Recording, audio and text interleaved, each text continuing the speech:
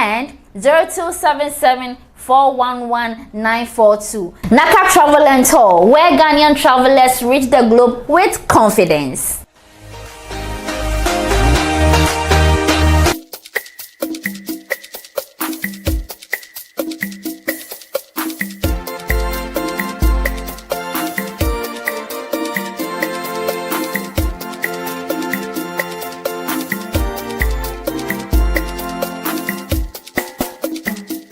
Okay, abusia yerema sese mwaje bre atwa ye na yasan akoba na yebeto aso dia mamude a as usual journey e wo YouTube Akite TV me ba cho journey e wo YouTube live ene obehum se maje mi fugu kama pa fugu no mo oduba sa ene ma wo mpa ana wo fugu no se bibi ani e kama kasanga kala na kram wo se sunsumu wo ma na sunsumu ani sunsumu se na waka ye die na se sunsumu to ba sunsumu he de fanasa sunsu me ndie chinje kama mo ayira sisi ha okay ya fasira ema eye yempanifu na yenkoye ni mai His Excellency John Dramani Mahama eye gonjani this year what is Prince Robert the gentleman of the land Chief Commander of Ghana Armed Forces opani wada romano pai good morning assalamu alaikum alaikum salam chewe kete unga samela lo ikope efon yenkoye ni mai na wo te sen wona wo yire ne wo ma mesre osura sumdwe anka ho awurade ma ahoden ene nkwatenten a yade enka ho dani da nyina na oma wo so de nya wa na mo so na efa siesi o mai na oni o mai aye ye nyina ye pro yempe wo na oda ya no te wo se yesre nyini che ne nkwatenten a yade enka ho ede ma na mom wo yire ne wo ma so yesre se awurade inform nche ono awurade nyankopon no ni nwini na asese ne wo ka wo sam 91 no san se wode wo hye omu nwini na ase a nhire ne bi beka ho ne bi aka ye anopa nyame nhira wonyo kese pa Mr President yenko yedi dasebre apiamo aboaten eye kwawu man hene a woto so miensa dasebre wada oroma no pai besere nananom se omunyina wachi achigina pa no mombo ho ban emfa emame yenko yedi ni takichuru eye gamanche ni wada oroma no pai teten minimze nyame adumti ho ye nananom abosom samanfo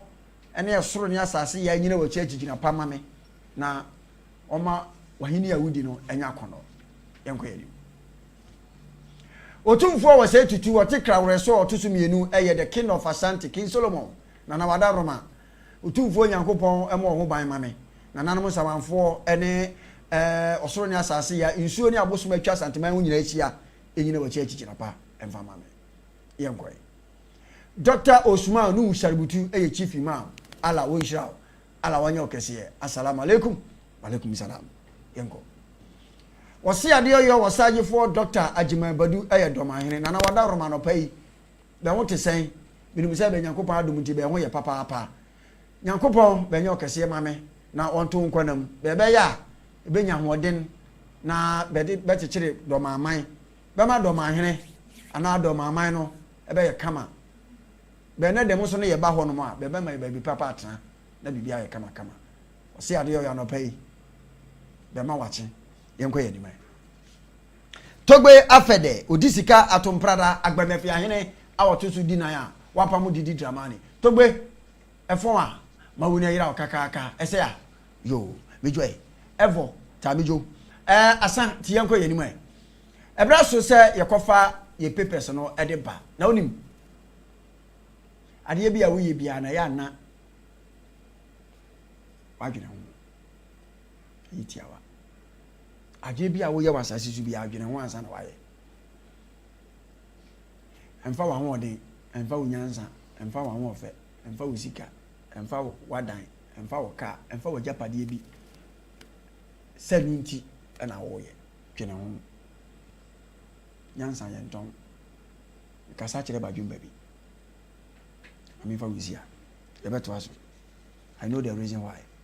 mame eti say Nami adum na pachoy.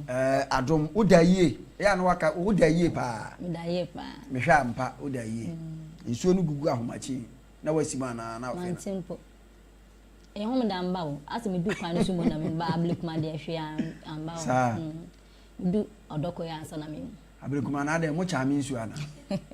Mo ho nye ntino mo cha me nsuo se le to akwan ne bisi. oh da be nyasa na die nti so Nyankopon ne open no ye okay tini di amba ama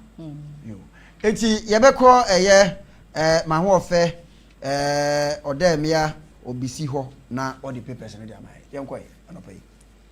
I brass to me the boka time pension no ebeso so na me sha ase na me the daily gist and na e sha ase e de amount na so offer the daily gist na katafa etoso mienu no say Afoko launches MPP National Chairmanship Campaign. Afoko launches MPP National Chairmanship Campaign. Eno no eye Afoko na nkan kan no ona no oye National Chairman e de ma MPP amanyuko no. And then brings was sense e unity a ogina ma ya to ne so say eye ato ne so aba ma no aba be asan be MPP National Chairman e wo MPP amanyuko enum. Eno e wo kratafa etoso eye mienu no. Na yakoba na headline wo de ma o say 224.9 million Ghana cedis in Koko Ketenkete projects ends in NDC members bellies and no trade agriculture minister and ede sasem etumu say sika wodi shemu say and asem Koko awade ma NDC enkofo bi say anka won hye na won ye no je say won nini na makokore agu omoyem omo ntimi anyen ni na say bia yakasa de egu omoyem a kire say omare na ye say omabbo anka botaya tai ni so say anko peso yo maboni ni na etu egu nti ono so eno de atudwe ye de maame ye mfa ho ombebu hu akonta 244.9 million ye de ye mfa ho obebu hu akonta won kan hunu say de isuo ye de say na wi abeye ye wura erikopokwe ubebu hu akonta o ade bia wo ye bia obebu hu akonta se wa cheche nkokọ na ma se NDC fo se hifo e na omo aku omo awi o ubebu hu akonta de amode ye MPP fo wo kurowe mu no se nyame ya dom na 16 years later wo mo bakra no a wo ba twum wa mama kubu nkokọ ketenkete hu akonta me kwabana ma anya bi me won nkokọ wo mi kurom ko nkuku wo mu ko do na makum bi awe be wa ma mi bi anyan ti kai se ubebu hu akonta e wo Bible mu ko wadi me my dear yakwa kata fight so sumieni na so I say gold board inject 8.4 million Ghana cedis to restore Galamsey water system into enu so eye Galamsey ayekoso wo ye man mu a eho nsem akoya ama ss ye nsuo no en na gold board eye CU a no order no ye rasa mijamfi ode eye sika 8.4 million ede akoma eye water company Ghana water company say won fa enhye na won fa nsiesie nsuo a eho access ni na eno so ewo kratafa etoso emienu ewo the daily gist nim na yakwa kratafa etoso anan na o see prove Iyoko's miracle Abuaji's Rambo style arrest Afenyoma Kings minority leader and ono so says kwan amufa so amoche miracles Abuaje no mu nkyire yen esanse na kakwan bibire wo ho anka matimi afa so e de ache no ba kwan amufa so amode che ne entwem krant mu nkyire mu enche no sookratafa etoso anan no o jinjire mu ayde MPP abreso Openi Victor Salome wo kọ communion wa so dem a wa sore ya wa awura ya to nsafa na okodidi mo ko kire no edi ede na wo pese ye kire mu sometimes obi we fonsa ya won hwe ne de mo de ya wo mo na Victor Salome mo kire ni jeli no enkrofo bebre mu ba mu jeli wo mo Rambo style ben watu kwa ba na ya so wa no no odi 55 million Ghana cedis kan sebi odie no miracle Abuaje no odie no na woni se ho be ba asem mo ase mu nsura accountability na say ye kiri obi ne ye kwahwe ni mu a de ye de be yom krowe ane wo mu nwini wo he ne wo ye fu andaka akwa bi o mo ma no post na mo kire ambulance na on na hwe efun so ye be ye no kra bebu hu akonta efun bebu hu akonta de odi fun ba ko bi age ye de she free ma woje obebu hu akonta so de ya omuma position bi sata no pacho dabi kamedo di be komo pacho mesropa yenkoy me the daily guide to aso the amount na no ukọ kratafa etosi insia na or say SC has GN savings and loan lances restoration say won say GN ya de egu ye bra omama suye na was say savings and loan na omo operating no ya de omo twetwen so one man who can say 1 year is a and also a cratafa Supreme Court and this idea number. Who said Nanado Danko Kufuado buy o good GM bank no 7 good 6 years or buy ya 20 ayimu ha no gu no papa yi suye dia wore ho kra yare ya nyame na ya pa kwasi ndumadum ka sam na ewu egu bank sa bank no na bu ankrofo wo kitchen bia bank wo kitchen bia no ma bie we mu nyina no mu sebu ho me kro mu gu no misika 1005 o man fa ma besi le enti abra na mahama ebo ntoa no eye campaign no na papa kwasi ndum ko no wo ka kire ne se osere no se wo ba omomode aso bebie bank na dia ama no enti wo be support no ana mahama so share ne bo se ye to aba no ma no wa hu videos ni bi wo abayen pepe ana ye to aba ma mahama aba na wa ya ma no minim ni Supreme Court sebe asan ko du bi wa o ma twe na sensan se o mo ma ne kwan e ma no omo balances na ma no nti won twen kakra a wa sha se wali mi na akora nka o chana mi di musika no tu na gana musika no wanyan o sa no ko I said 5 ne de o ma fa am tu na ko kana ya 1007 na kwa nti sa se me de e me ya pa kwasi ndu ma se me na e me ya he papa we ni power fa o mo pa wo Ghana ha pa GN Bank ni pa na ye aduma won be me ya se papa ni gina se o mo ntu abama na o me president no onya tan enye na liar he na aduma e for ko mo ye aduma GN Bank wo kra ntu abama pa kwasi ndu o won chire o radio stations o TV station ya na ko wani me ya kwa katafa eto so insia black okay what is sanfa so unwie to aso ya kwa katafa eto so insia say Yoko Rambo star arrest threatens democracy ya Afenwama Kings and all the abeto ye minority le say kwan amofa so a mo cheche ye nkrofo no Yoko fo no ya de a kabima min kebi ama monum etieti am na sense nye sa na etie nen ese mo ne nkasa na mo frɛ na wamba ansa na mo nya ho kwan na mo de akɔkye no na bana headline o say miracle arrest 50 million Ghana cedis bail international say Yokofo some video mo ejai eye miracle aboaje esense ne bail condition na wode ma no wetimi afofele no so ewo honom nti the daily guide we na ode buy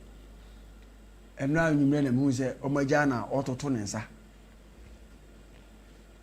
o wi papers no naka baako to aso o de to aso ya fa the daily graphic na no fa banner headline or say raw rabbits export ban shoot up purchases international say trade minister and Elizabeth and or the abeto say emra oka say raw rabbits yemba ndi ayentimi emfa nkwam akofo so aman enkoto no yankasa yenton ya de no nam so ama adeton akoso yie pa eno so ewa ha ne banner headline daily graphic ono so de emaye na ekọ katafa etosu mienu na say graphic employee assaulted by Nungwa police officers into oko Nungwa abranti a oda hoi na chese ono oye adwuma graphic na a police fo 88 and fa hu deal so na me hu ya me ko inside na me ko stories na omo say omo fi so oyo kronfo enu tu na omo bo no me read the story na na omo ka chem omo so fi so oyo kronfo na me so opia so okota de into omo su police fo no hu na omo fi say oyo kronfo enu tu na em say nyumire no na wawie memra sa story o dey embrace sa story no meti hayi me yensentroni me pia sisi a den na kire se me yensentroni Bible say ye woni ema nyina ho kwan nyina na fata ye me meka abrante ne boro na waboro no se ayi bet me ka guy na nkasa personality ni ono nkasa ne tebia na meka we yensentroni hwedu a waja oboji sa wode na mo we sebe ye muru kura no nanimu no we a ho afo anu no but ede na bet me identify wo wuti we ya mo ba dwuma yi obi hu a nyuma mienu no de be susu woni ma dwuma mienu ko I saw chere bi o say dress na make say ye wo nyuma mienu bi a ye be susu ni say wo ko say dwuma no dwuma be ya ada say wo ye chichani ana wo ye adwuma office bi wonya dress we mo bi nka nche wo se wo de kwotena gogosha kwotontos sebe me nka so mo gogosha no mo nya bet uhu omo a wo mo no on share skirt we o pentem ti trouser anata de ebom bi no wa hye ne wo kɔ ne baabi enipa o dressing na me hu nipa ko a wo yo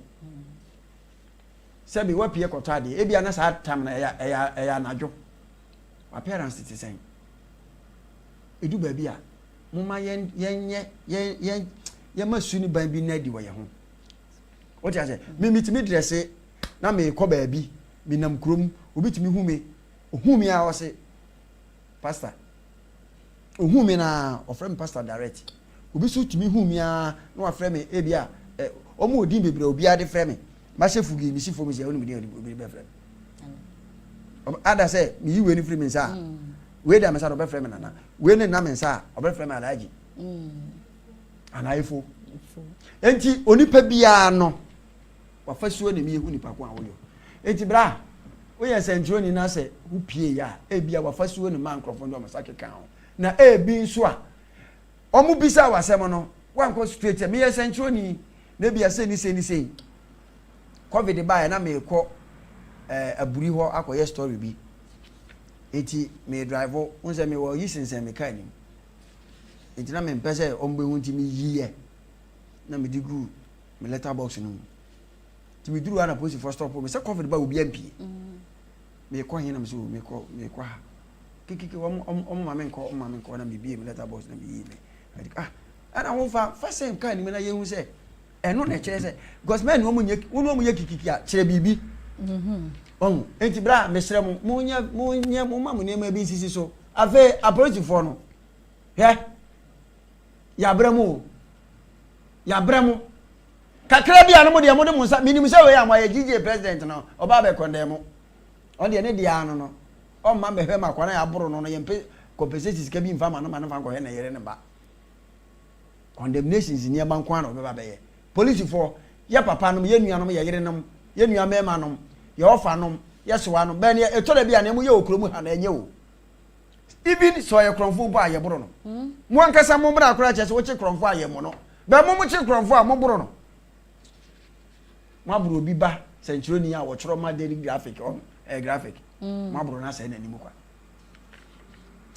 ko nim nse na se ni na ba mu ntino asa ni na makanka me bere deda sini na asa nti dia na wo papers ya kankan nya dia na wo ka fa ho se na wo dia na ye wo nwanwa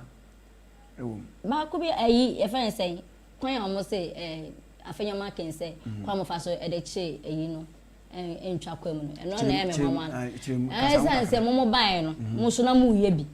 nti no say o ma chi nipa na ma ko gina ho na mu ye dede last time yo chi ayi o say afenya ma ken say on shempo boa we yi ni pa boa ma tena fam eno no sa nyama ni na entre bibi papa bia nipa na ye bone nti se mo koye sa de na asa nipa no bedwen se ade abone na waye ne krampo no ye dan mo tai ni chi nti dede ni nkrofo an ayi o mo chi na o mo de nkogina ho ni na no anka ehu nya anka mo be kwaka mo mpanyifo na youtube a won video yi ana na wo show yi ebi wo ho no kra nipa ne kro onimu no onimu no akwa bi wo kasa wo wa sa bise no esoro ha de ni nyina wabo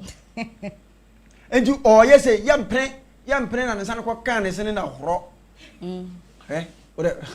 ana ne se na yi no ode ebe ode ye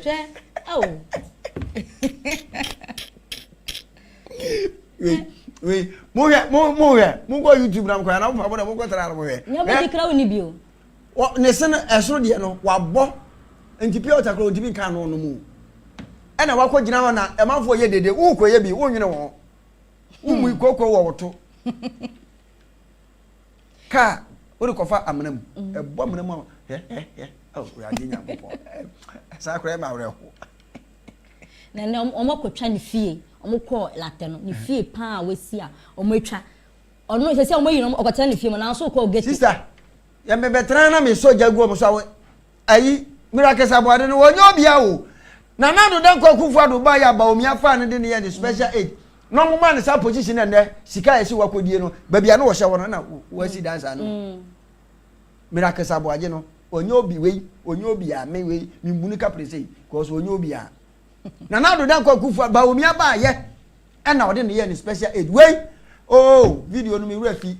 ye to abasika MPP for the man say on farmers ni nyina wodi we anya me na meka aduma kuma ba fi na eka we papa ye odaso we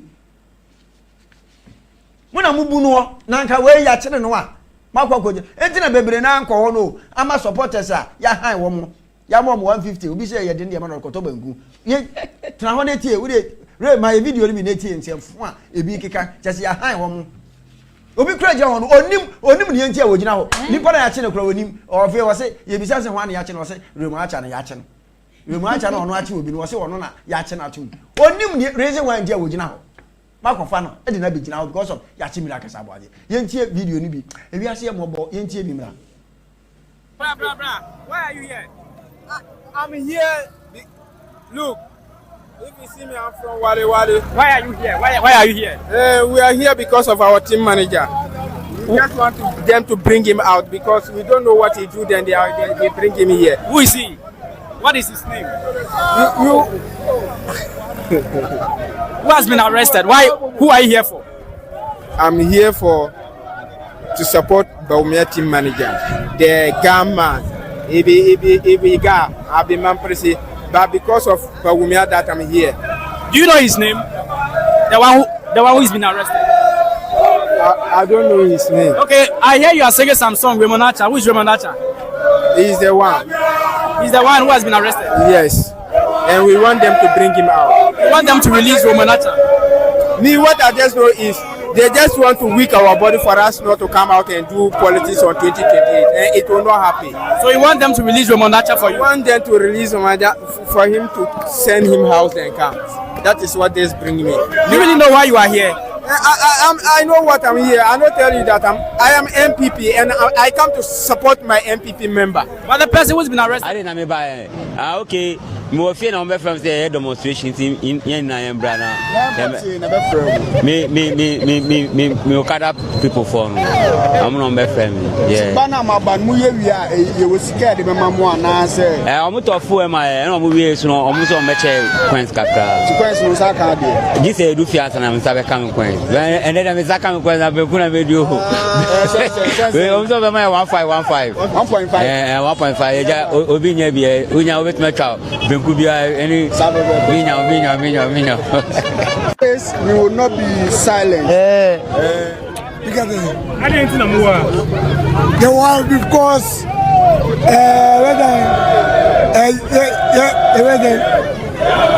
papa matching the friend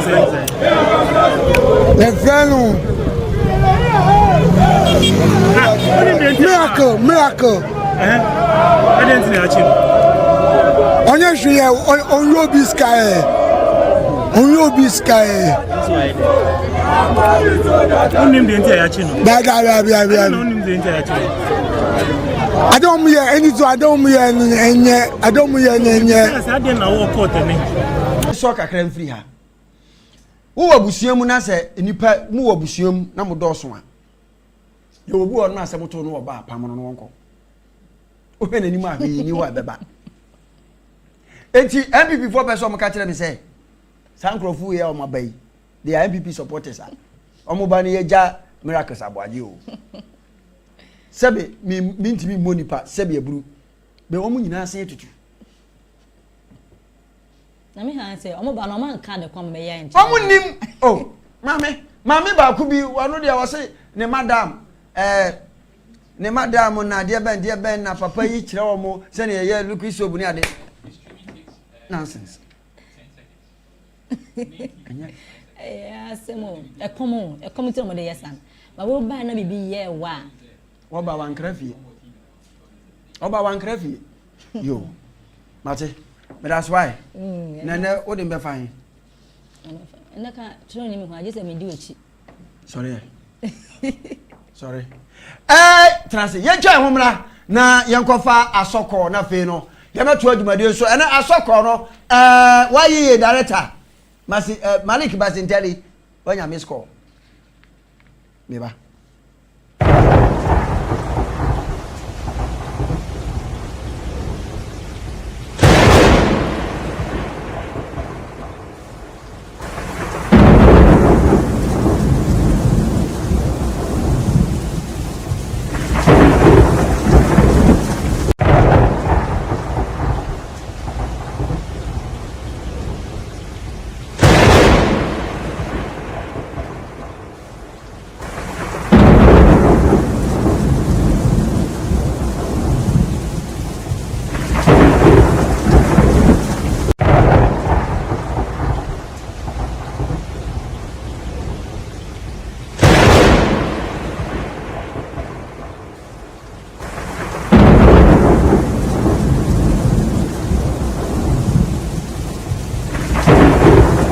abusia ba biadu no eye asoko hanum eduru ha menti kasa bia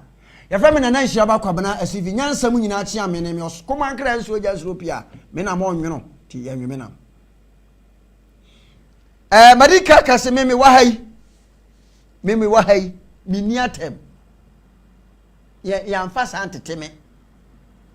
nebo mini ha for one political party say we PNC say we CPP say we GUM say we MPP say we NDC. I don't care about your party color. Hana me wonu mini ha ma me wa ha for Ghana youth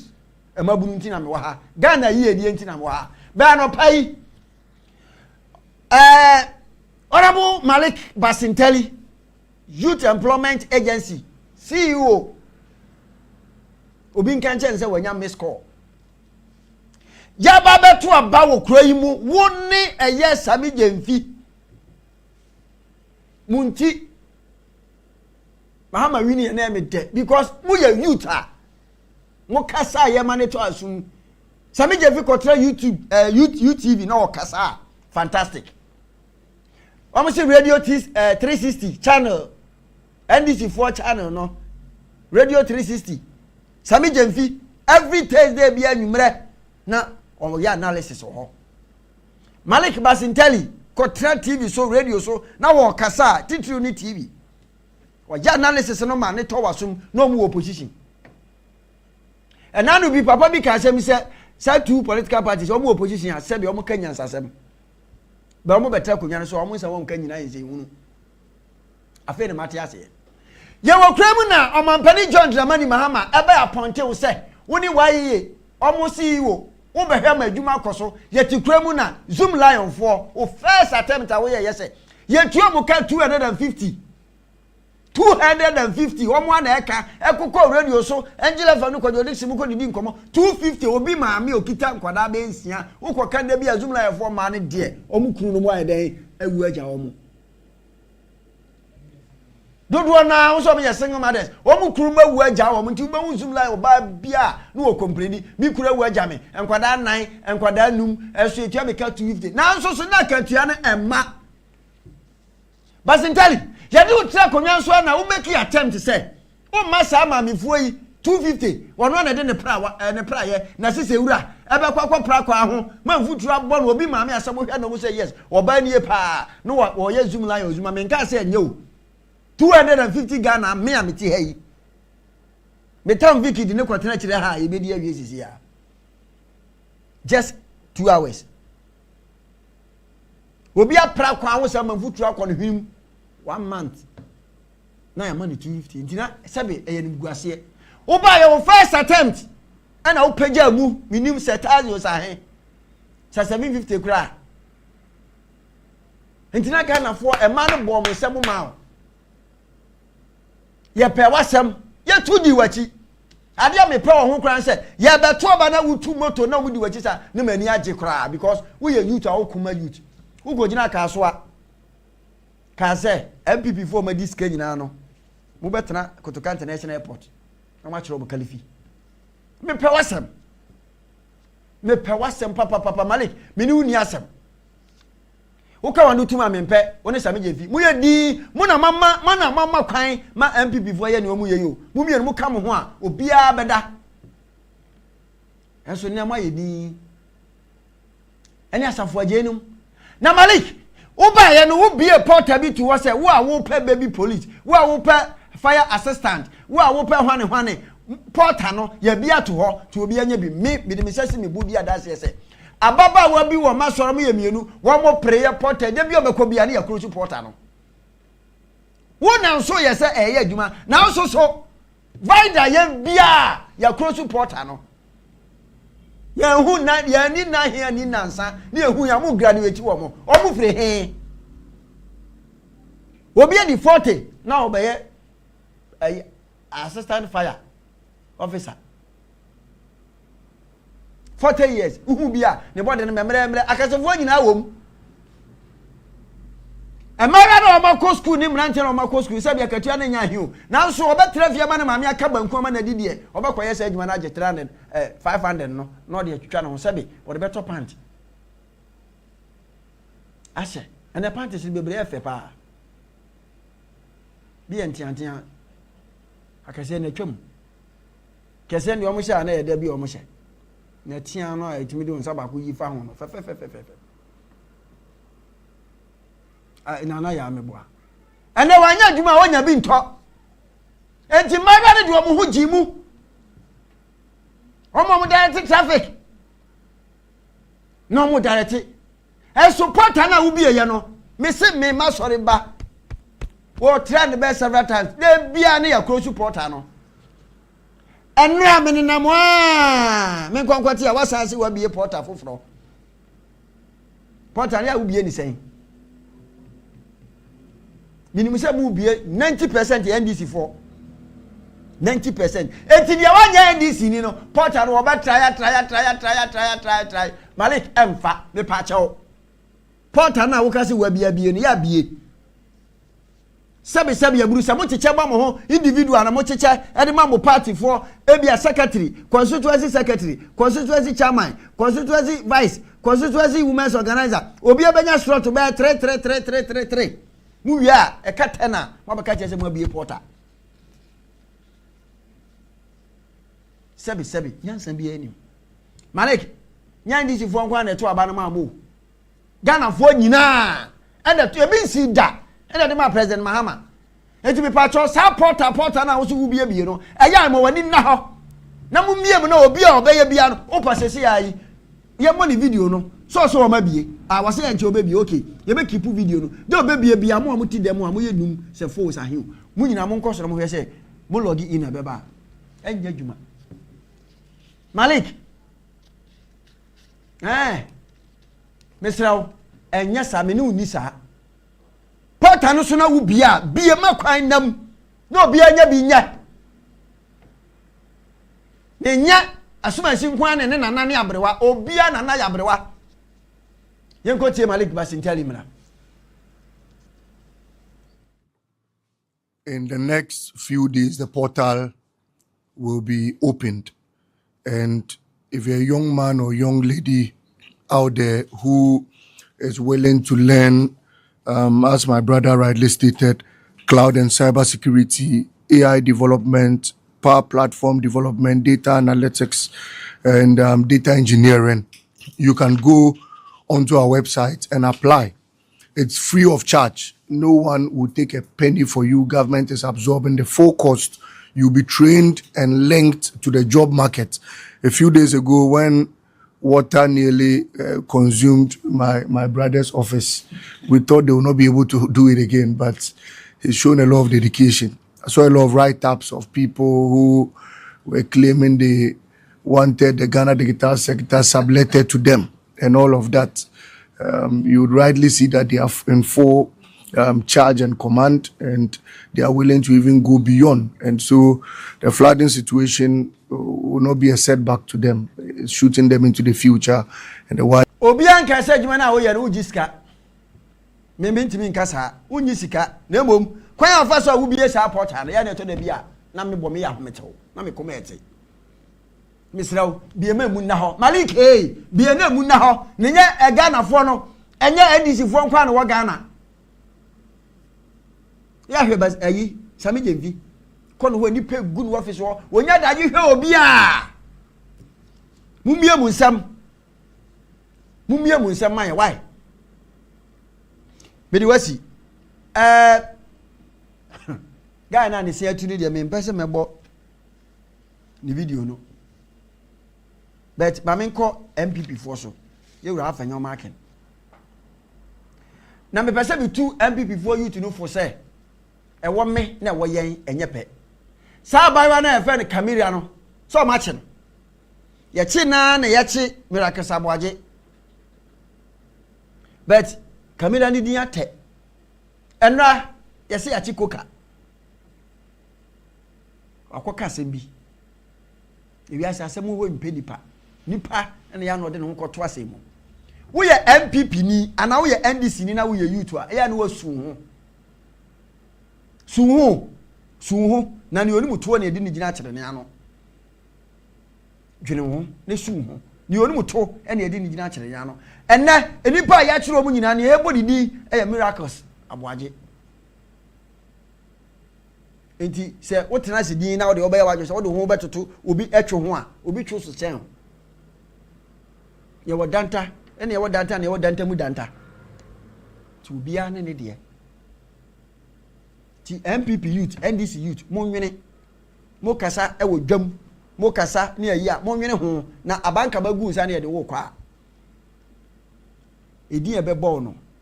sada no ebia na ya chipani bi na ya jawo de no na yakodi pani na chi na omo se tutu bi ene ba beji wachi mo nwene enra wo emrase badwam honorable Alexander Afejo Markin eye edom kumada no boni e wo parliament minority leader fine gentleman Afejo what then menimje nyame na adom nti wo ye da Kristo ase Afejo wo se NDC fo nyai anaremo na cha onyai Rambo Star na wocheche MPP fo no na de da kwakufu ado e kan ye se appointee bia wo ma wadwuma no tenakura yi mu menko ba bia ne na ye totoma no na do all sa na kan ye wo se ye mfa mra kwa so na ye totoma no obi bia aban we fi se wa fa sika di no ye mfa mu nko ne nko totoma no na do da kwakufu ado former president ene kan ye enti die enti ena ye de mra kofa obi a na afi mo abaye kasa mukro ya ka kire ye se John Dramani Mahama Mr President onye hwe sika ni kure mu ye ntade ekom de school for de ben ora no onfa nye hwe ena se ya mpase adan me interview obi wa ha wo se na mampani fi se obi adisika adan na besi by this time want me finance kan obi a is it protozoa or obi a say edeni saka obi so a na mote parliament Afejo Markin wo se attorney general mra me kirem ye enti a omo che miracle saboaje na do da kwakufu no ya attorney general kofo breso no ya attorney general unu kwa de kofo fa so eya mo ma yenya very careful ne ye ma esu ayen yenkotie honorable Alexander Afejo Markin ne somebody to owie na dafia makpo what a name deputy majority leader dafia makpo ono so yi na no yenkotie Afejo Markin de na di camera today. Tomorrow, the other side may be wearing the shoe. Mr. Speaker, the director of communications of our party, Miracles Abuaji, was arrested and detained by Yoko at the airport. Mr. Speaker, he has been in custody for over 3 days. We are not against accountability. We are against the Rambo Star. Mr. Speaker, our colleagues should not be up in arms. It can be them tomorrow. Mr. Speaker, what is happening to Miracle Abuaji is not good for our democracy. The Attorney General should come to this house and brief us of the situation. Yoko will arrest people if the person was in the country, has traveled, he's coming, then in a Rambo style, he's arrested. Mr. Speaker, at the airport, detained for over 3 days. Mr. Speaker, and now they are demanding properties worth 55 million cedis before he's granted bail. Let's be careful, my dear political colleagues. Let's be careful, Ghanaian political leaders. It can be somebody today. There is an election ahead. You can never tell. Don't let us encourage some of these excesses. And when we talk about it, don't look at it with a partisan lens. It can be you. Today, we hear what is happening at Gold Board. There are all manner of allegations at Gold Board. We know all manner of allegations in various state institutions. You are also in charge of the coffers. You are in charge of the press. Be careful. Don't ask somebody. He has a wife and children. Already the man was affected by the flood. He lost everything. He's already traumatized. Miracles Abuaji is already traumatized because of the flood. Then to worsen it, you detain him for 3 days and you say if he wants his freedom, he should bring properties worth 50 million cedis. How do you do this? And this is not something that must attract a partisan reaction. It is a human rights issue. The Attorney General the Attorney General must come to this house and brief us on what is happening.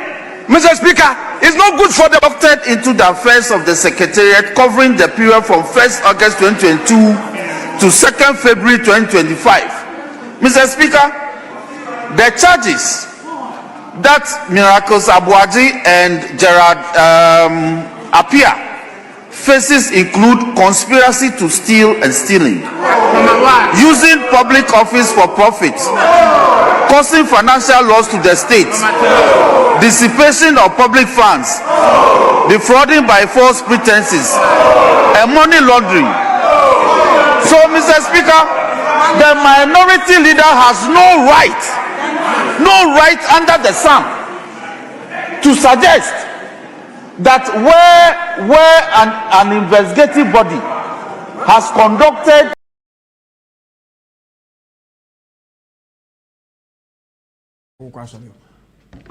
I don't want to comment about Omumienu issue. Wayome oh, where this go ya sika wa mo de 2 ni 3 so 54. Na na do dan kwakufu ado de 2 ni 3 so for bail 54 na wa mo 50 a o kasa 54 million Ghana cedi and ye de 2 Wayome 3 so that time Wayome 54 million Ghana cedi and ye de 2 ni 3 so de bia me kase kwoto dia ne modwe o nyanya nkyere de onfa ne nkonkodi abra mansan na wa wo ne ba kwasi mansan ma wa ye kwinsa ni enti eno address edu ade wo ni ba ase edu no awo kwoto nkurumu wu ya na ye fe na edu ni de wo ne onya nipa 54 million Ghana cedi na mo de tu wa yo metri so that time say we disika ye ma ni be no won kofie ni am obi 50 a afanyo that time no na wo ye mra se bedwani ana na wo ye de ana na wo ye comfort which me say aba ye de botachi ye de bebo ba de bia me kama sem say o we fon sa hwe wo de abrabo na ye bo obi ni mu donkuku ade be che so wate maba ya o motete hai obi ni mu da che o mo hyebre enti ade bia wo bia ye o mu bia na ye very careful na de wani mu twen obi na acho ne ka achi eni nani mu wotina ka no achire no wacho achire no eda wani wura mu na wotina ka na ye fansa betum komu ni bi city wa tu wura mu pe wani face achire wo sei nti wacho aha na eda wani inside no wacho obebu hu akonta nti ade bia wo ye bia no eda wani mu twen untimi nkwati da utwitu obo obi na owu a dachi obi betwitu abo oba onfa jano ne frɛ amoda kwa mame enti afetie omambani John Dramani Mahama for your due respect achechira ya mani bail ekositan ye be kire wo ne amomu bebe sa de na munyaye ye be kire wo mo na ya betra kasa ho an ye kon wa yi nti ye ni di o ni amani bail no okofie faso bia ni so ni atem sika huhu ni ada to ni tiri so faso bia munyaye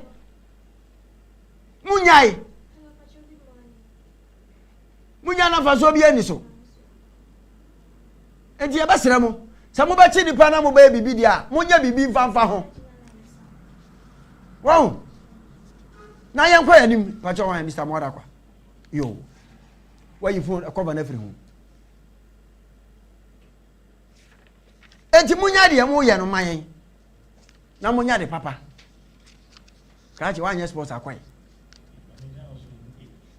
kada no na pama ase ayi yan kwa remember to check we machine wa obere wada ma no pay ma che me do so me dia beba na mpom ti sai adom na mo so ya Kristo nti ye ho ye de nyame ase we dia ayi anopay ye bo wupuruma ye nkura ne bone ne bone nyina ne se nyame ya adom 23rd of this month yewura to force ya woye photo samfo ebe pagya ne briefcase akọ parliament media budget na odi aba what expectation anything Medase maminchi ano etiefo nyina na mema machi na in terms of media budget there, in terms of your Public Financial Management Act, chese febia no say budget year reading in November, you implement a budget in the course of the year, somewhere in July, minister no should put up a media budget, and a media budget no. The name to a partner say we will affirm the data for the end of 2025, the previous year. Now I think so how the economy is faring in 2026 and the projections for the rest of the year. And so in terms of expectations, you know, this is in the second budget I presented. We expect to say in terms of sustaining the gains yet to me achieve it. Okay, the last budget I'll present here, this will be the first budget without an IMF funded project. So what will be the approach of government going forward in terms of managing your fiscal side and your monetary policy side? And so the expectations, for now, I wouldn't expect a supplementary budget, because already the target are on track in terms of its revenue and expenditure. But the measure we can see upon say, how do we sustain the gains especially in the macroeconomic indicators, okay, inflation, okay, exchange rate, okay, monetary policy rate, and the gains we have made, especially in the past 1.5 years, how can we sustain the gains? And on a idea about what measuring say for some for a very clear on. Oh, okay. Na kwa wa kurei Ghana for susu na exchange rate no asa ayi kakra dollar no da su gina baby agina and so still Ghana for bottom eno so no ususu say bibi pa bi betime free Nazareth aba. Well, I say Ghana, how we've not been able to go beyond macroeconomic stability. The more gains, can say the layman on the street, the babies say, how does it translate to my pocket? And economy, say anything, costing, and so that is why I said we expect to say the gains that we have achieved, from the macro side to the micro side, now a bit many real impact on individuals and businesses, and only idea especially cost of living. Or cost of living in Ghana it is still relatively high, even though there been some level of stability. But how can we firm that? Crude oil prices are starting so because of the external pressures, Iran, the US. But how will government sustain the shocks and the next pricing window? Fuel price and cost will be brave. And the idea about we expect government to be very clear on. And more importantly, near maybe to say but between say Adriania and in tables, we have seen there are a lot of logistical challenges. How do we use government policy to resolve some of these things? And I expect the media budget will be able to do justice to some of these perennial problems that we have been facing. Our Ghana has seen. Oh, okay.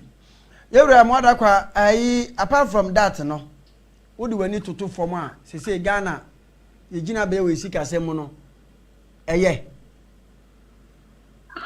we are on track, I must say. But in terms of capital expenditure, in terms of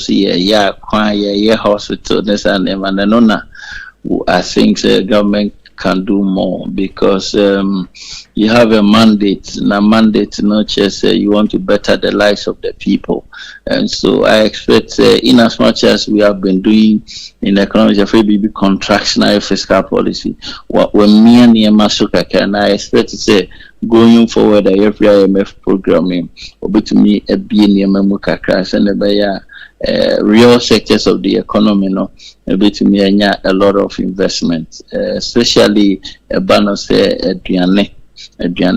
ban of transportation. these are very crucial things, basic things every Ghanaian a question on. And so I expect Sanima, we know at the government level, policy should be able to translate into transforming the lives of people. And so that is what I expect to say a year for 2004 at the Rabetuga. These are my expectations and others. Okay. Where whatever man pay me that's na me jam work asem we dem pese wo ka bi wo nyi ho bet ka bi ma me se watete ayi yoko yi se wate Die yoko wate di no oh yes what they said the echo na Ghana has a yate the echo engineer na obeka fa ho mudwumadi no mudi no well the mechanic initially say which ye public servant and who say Alivia wo ye na dama bia no bebu ho akonta.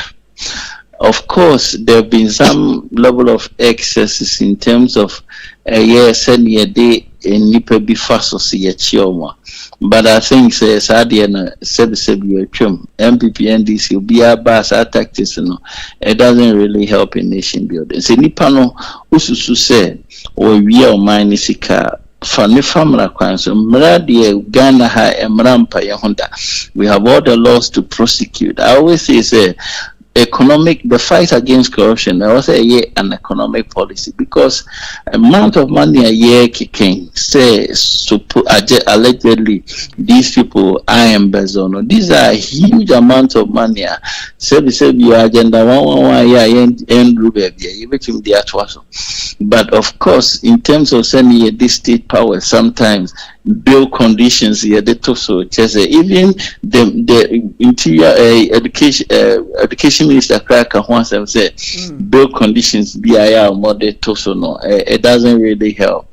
because that's a unipa no person punishment but our investigation free nipa and lawyers also say ni kodu e dey bone one year then and we go through the process but 1.5 years in the way we expecting to say it would have been expedited. About one of the campaign promises bank for the tomorrow corruption and anytime I buy corruption is very key in terms of there's a sign by and what the Ghanaian people are looking for is so to say social yes or people to come the idea is and go for within 1 year move to prison yes and but you don't know say that the rules of justice grind slowly but young man who modern say one faculty council now or minus performance I said they should face the full rigors of the law without shenanigans but no and no here or minor lususika how do we get back our money and at the end of Marano ekafa and that is what should be but sometimes I am not excessive in terms of bail conditions here day money how the arrests are being done of course will be a criminal so allegedly they don't determine how you should arrest them and how where you should arrest them but I am money yes a political witch hunt but the money who say there is a genuine intent to say Omano yesu say you see be afa won sase inti edin and owo ekafa ho and let send the person to court and let the court take it fair. Wait a 1 minute and no any penny bi di nkomo na NKANSAH yemu wo kire se yewura monacha a wo yoko boss yi eya na mpempi no how of so shire nkrofo no no mo de so bo president abreko anya president so na e kire no wususu se remonacha chi a watching nkrofo yi eya ban no ana ono ankasa na djuma de ahye ne nsa no e na wo de mra ya djuma so man na president na appointing on dia wo ye bia no or mrada ho also they of course say nipa bi su say na me kan the way the bill conditions tonko for so no these are very huge amounts of money and sometimes hours I debate on the Friday yakase 48 hours even though the law says 48 hours but the man who actually power where power lies but I know the minor na yede mra shana say bring the issue with the yoko boss but say na me kan no they shouldn't create an impression say political machination, but it should be real, genuine intent to say, oh, and if to say, what bo or minor and our bo minor chrono into your quiet or for some raquino in here, so that it doesn't look as you say, if you are time out of a chini pano, Nipano invite no baba, a DNA, send out barber, Rambo style arrest, and sometimes I am not exorcist room, but the NKANSAH was a 2 who is a transient. Ramonacha Nanzo has been a victim of some of these things in the past. It's young going forward, and I think that we have to move forward as a mature democracy where we as alleged there funny family so na omana sanka nisika eno ani ahwehwe anamboa sa pepepe yo yewura eye Mr. Emmanuel Amoda kwa no pai mahwefo ene madofo da wase anopai se waje pene no ne adinko bibi kire yadwi empo next week na akada korama na ko ne bia na bibi asesa ye besa no abedi nkomo sa pepepe. I will be available for God and country. Thank you very much. Wacho mo bia na onabo na aba enti eno no yentwe homra na me guest aba imedi nkomo.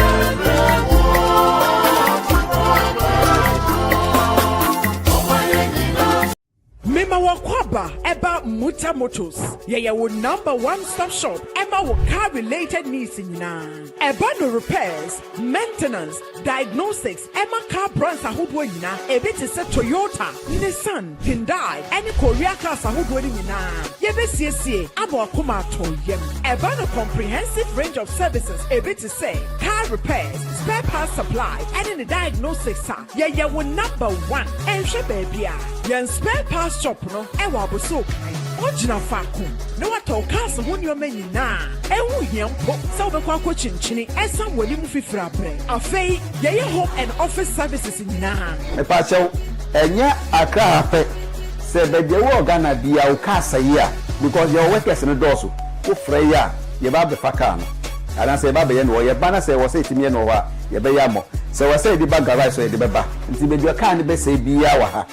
bobodi ya se obefre mutamutus your number ba kupa na meka na 0244 451 776 mpacho wo hwe ye kire kwan a na se bia ebe ha wo de kogugu map na bo mutamutus edu beba ye garage pepepa umbre hu kra se wo shoshe reliable and trustworthy auto repair services men shoshe baby mutamutus ya ba maw ya office e wa ABLEKUMA New Town Mutamutus, we are the best.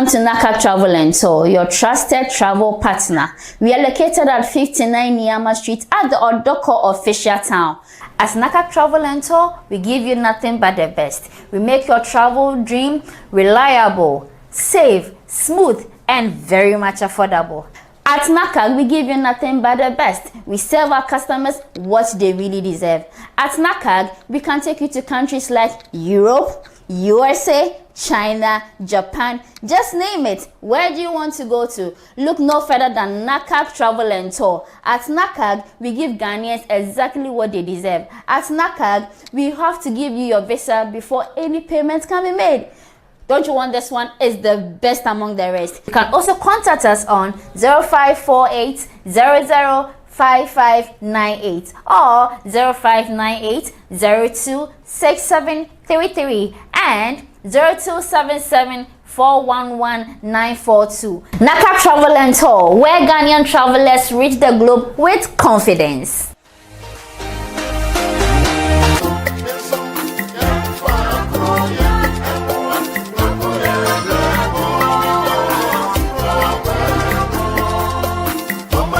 Okay, abusia ya sama mo akwa babio na yenkoso na yeni nkomo. Enche the guest ebe transfer ne anopa yi. O transfer ma introduction dia na bom. Enra na Yewura Paul Afoko a enkane na woye MPP wo mo chairman a ne ho ensem bi baaye na wone Yewura Kwabra Japan a engineer oba presi obedi president papa no me ka che de sese papa no a kamatam ni sika di adwane pa. Na Yewura Paul Afoko enra woye sentrofo ihyiamu ede nani suani hu atudwa na okasa about the base Yewura kompreko Japan ne nsem no okan bi se edu ba bi ene nwanwa fafo frɛ Yewura Kennedy ebisa no the base ho asem ne ade a yenkoni enkatie eye Yewura Paul Afoko mra yenkotie no ne nsem no a na okan bi ye ba ye beto aso ne yedi nkombo anomo Akai TV yenkomra. I have heard rumors there is an actor, I don't want to name him, a Kumawood actor that I heard is from the base. I've never met him, I've never spoken to him, I've never engaged him. But there was a point at which I heard a rumor that my younger brother, Kennedy Ajapong, had something to do with the base. So I approached him and I asked him directly. In fact, it wasn't just approaching and asking about that alone. I went to tell him that, look, when the time comes, I'll contest. And I've done the same with all the significant leaders of the party, as I outlined in my speech earlier. All those who contested for the presidential primaries, I approached them and I told them. And I said, I intend to contest. And so when I approached Ken, I asked him, I said, Ken, I'm going to contest. What I want us to do is unite this party. By the way, I hear that you have something to do with a movement called the base. And Ken just laughed and said, I have nothing to do with the base. I said, good. Then when the time comes, because I know you've been sitting back and not engaged in the party actively, as you used to do previously. When the time comes, I become chairman, I want to see you active again. But I must also add and commend our flag bearer that I was very happy when committees were formed in the party and Ken was made chair of one of those committees. So I immediately thought my work is getting easier. He will become active. And so when I become chairman, I will approach him and ask him to come. Okay, when is some Yewura Paul Afoko edutu jana no pay mami mie jakakra mano. Opani, for your due respect. Minimusa woni chama untumi nom ne akoya wo mutu aba olusu ya ne mpabo aworo stadium wa hu bia mpabo ne da no. Yewura Jombo adu na mo no na e prenye sa. Media can me wish ni say ubenya. But tell me before mfama wo. Me wish say Yewura Paul Afoko wo ye onipa bia wani mu onyam be chama untumi na ne ho konofi kono bi woni ne na epre MPP before mpa de pa nti omo mfama wo because omo say wo lifestyle ni nyina ate say Yewura kire maten asa wo ye bombom bi onya action bobo no wabon bi kente shima yibo wonte sa enti ana aye ne ho bibibi be be sere ho me de me wish ni sanka wo benya ma me ka me bo aba so pa enti no ohwe na kwa chiri na omo bai because omo na anu ye omo start ka omo ko omo de petition command na kisanka wo yentwe wonsan yentwe yi wo free mu because oni yewura kwabra gya Japan ana mo ho ba asem a omo twe mo san ye ma wo kotena fie su te mesere wo se ohwe na kwa chiri na sere obekeka wo nsem a gya chiri di ense wusika futuo na mede ma futuo nye duabo okay enche me introduce me guest ene me wo bri bebre de man isanse me won sempa na re mame MPP for reaction ni bi kakra koka mame me ni koka ni nkomo na fe yento aso abrantie ya mo hwe ni video yi afse afre ni koka hwe kwabana ni ti ase brefre na sabe ye nya dua bi amana mu ammo aban ana IGP ana yewa remonacha tese koka ananu ya kire yewura miracles aboaje ya kire no na ya kire no MPP for supporters me bra kwa bia ne se umu wo se yabo wo se yabo wo se no yabo etu oye ne nsa se me mpene na ne kokrobotie koka ne se ene yiye re ma wona bo hwesa video no akwa na ne se yi no na wei ya kire MPP ni a wako jina ho eko kasa eko ye dede it doesn't make sense we he honorable eji we ya tiro na we aba se ye mberi wa we dede yo mu ye omo mu jina no kwa bebre na nim ni enti reason why enti a omo akọ jina ho se omo ba bebeli yewura miracles aboaje omo se ya seda na ya mom ska 150 Ghana obi so de ndi be koto banku asama mo keka no nyansa bi ani na koka de ne ho ya mawre ho samene no a kamena mana bisu some boy we feze obi na no di credit Japan atempe na mu se nyansa ebi ni nitrim wutibi ka che Kennedy se ni ti apam boy we now ni enra na nansa no ogina ho no na odidi IGP atem se IGP ene yewura eye remonacha se aban dane a ene omo mpe ba bi nhye wow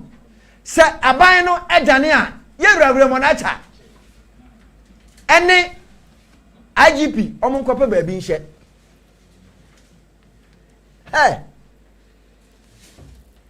yentie ko camera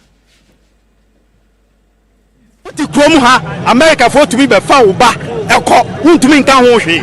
wo so wa clean up bola na egu ba bi ai untumi nkan ho hwe o workers nkofo ya adwuma ma untumi ntia o mka na diverting tactics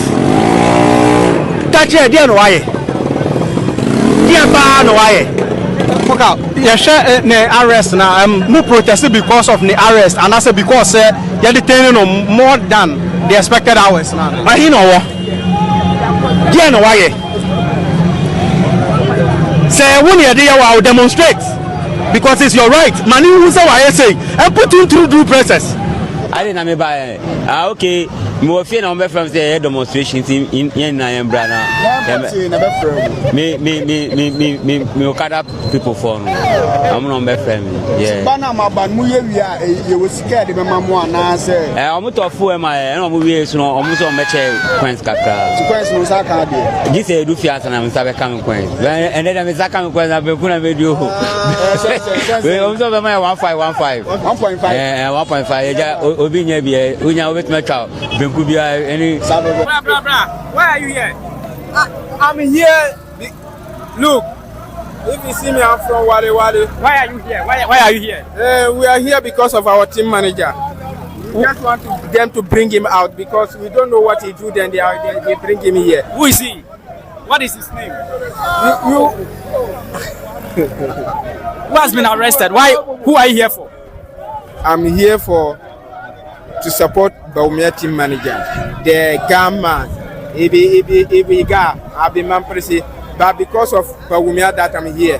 Do you know his name? The one who's been arrested. I don't know his name. Okay, I hear you are singing some song, Remonacha. Who is Remonacha? He's the one. He's the one who has been arrested. Yes.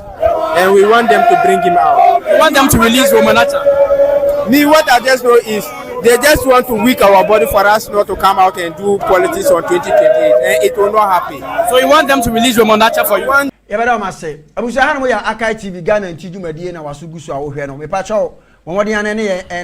en nante kopim se nondu ebebo ene mi ankasa minua me bra pani madie nyina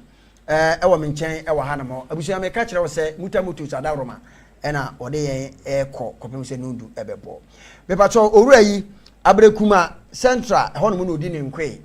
na oyopani a sebe ni tirima bobew na oyedom ano boaboafo de ma emabunu ewo hono obo no moden eba se ye engage youth na ene super pa o empower omo se na be objumade bi omudi ebe koso kama development se mpuntuo de oboae emabi eba Ablekuma Central eno achi esa na dwuma ne modem a wo bonti ewo NDC amanyokuo no mu ewo Ablekuma Central no abra omampani John Dramani Mahama his excellency baye se 2024 Ghana for to abama na obaye no NDC amanyokuo na ewo Ablekuma Central nyina committee kru ho na wo project wura yi ede ne komo omampani John Dramani Mahama esa na dwuma penti no ono so bodi din se wo mena meye eye na namusini ono na ye omampani na musini ewo Ablekuma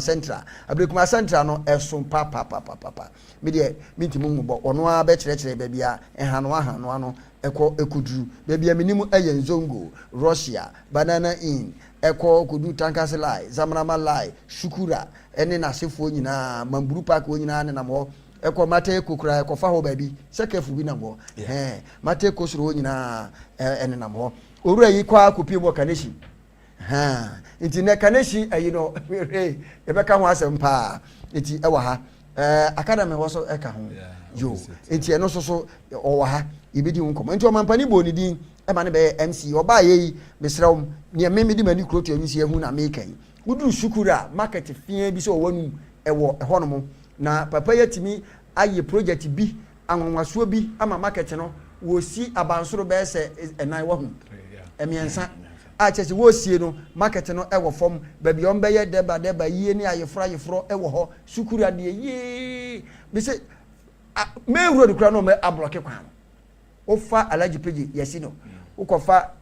Bola Johnson yesino ukofa station ho yesino ufri Lord Come ho ba market yesino ba bi nwonwan nti owura yi market na wo sino ba bi ho no mo be sa de mani nyina na aye kama ubowura mu ewo latabi akohye ho no mo a osi aspiti bi enso ewo ho a wo hwe na mmom titru mi de hia me aye Zamana Mala Park no da ho no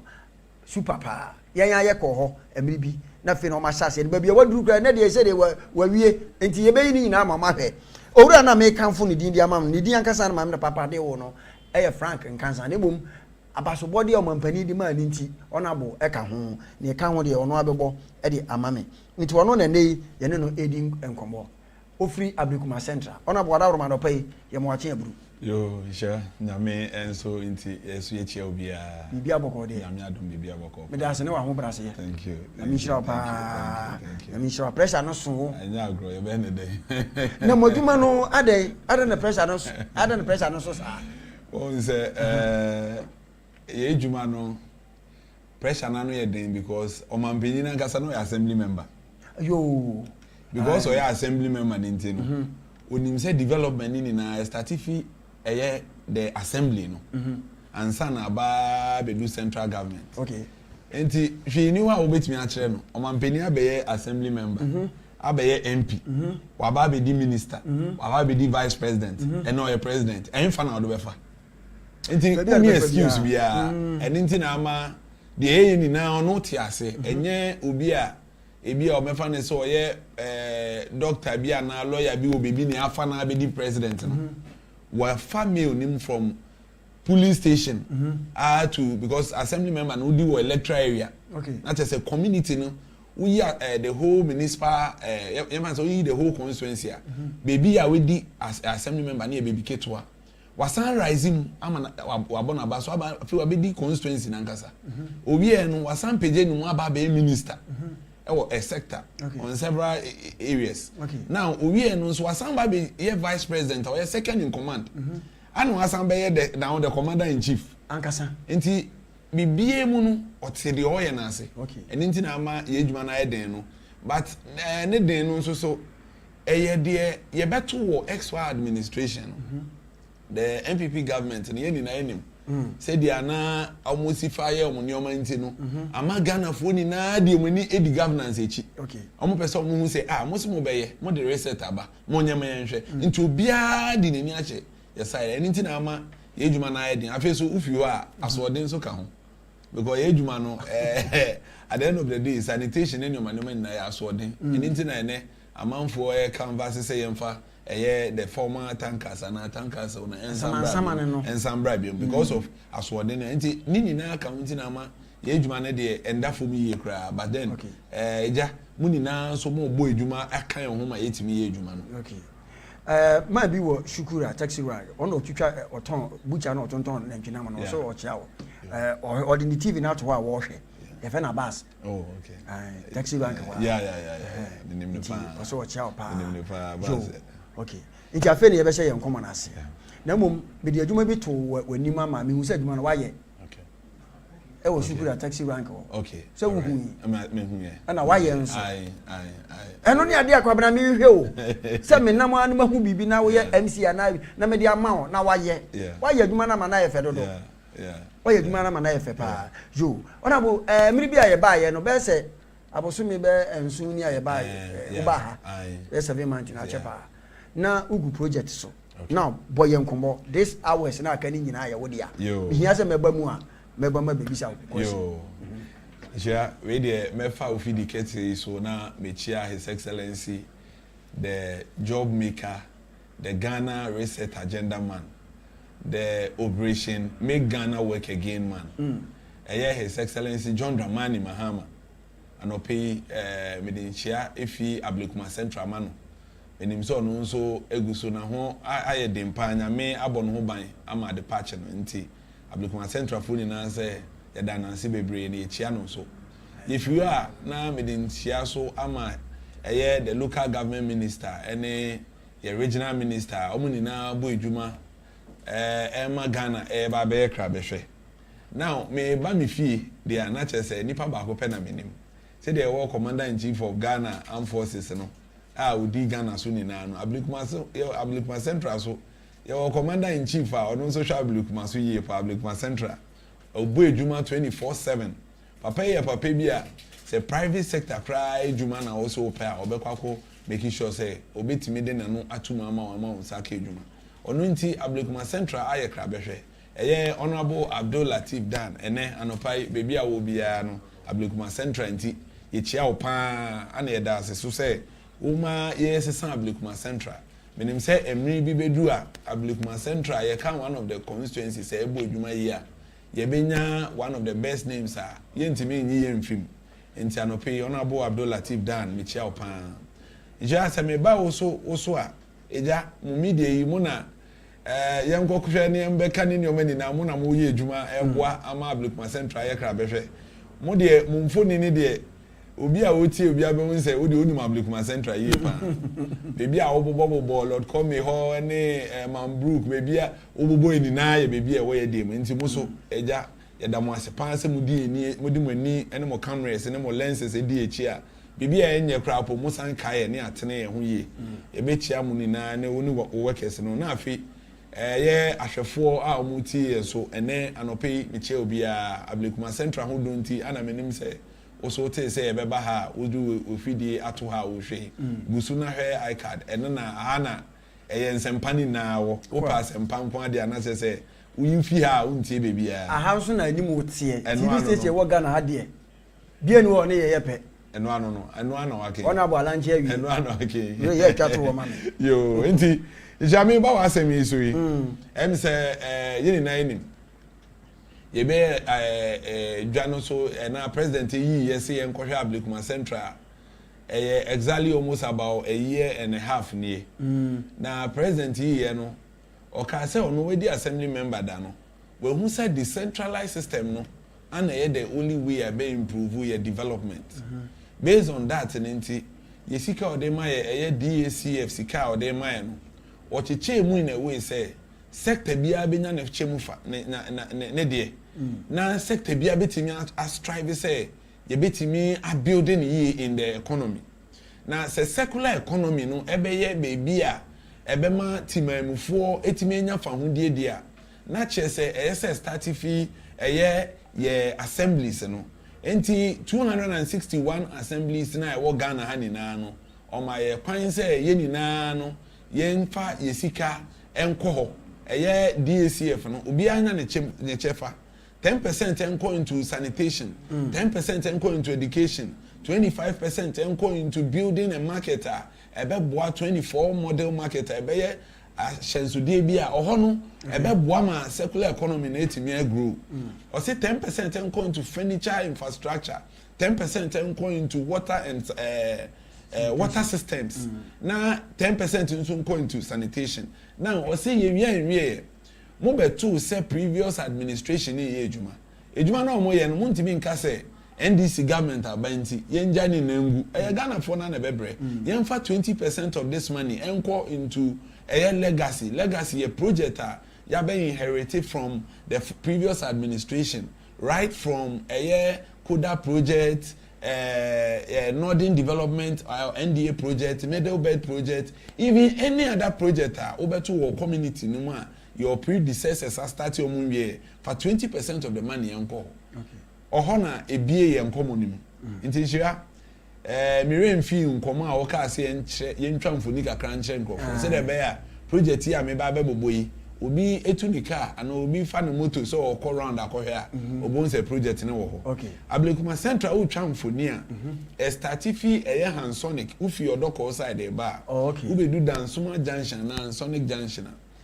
Ba bedu Kanishing. Utwemu kodu obechebi runabout. Na wako wenim te se woko graphic road baby a your friend Japan Motors Rana Motor omo nyina wo no. Ukwa kodu into the drainer ya wogata kesie bi ene na cheye mu ye ni AM. Okay. Now we need to matter ekuso a from Hansonic a ofro ekọ Dansuma no. Ablekuma Central and a wall on the left se ofro akwa. Baby a KFC woni na sha Ablekuma Central mu. Okay. Oko wenima fa KFC nim eba bedu Matayeku pharmacy a bedu JT honi na sha Ablekuma Central mu. Wow. Oko down Kumchacha road no so eko into Russia road side honi na sha Ablekuma Central mu. Uko pie baby e friend banana in and na obo earlier Zamrama line ni na sha Ablekuma Central mu. Oba Mamplobi some part of Mamplobi enso ewo Ablekuma Central mu. Okay. Ansa na waba agbogleshi o maniti agbogleshi oho so ye wo share bi oho a mayor Sabula side ye dey about mayor side na ye bibi agbogleshi market na nkasa wo no enti sa na ye mfonu a etwa now utimi ba abedu bibi efre ICGC area ho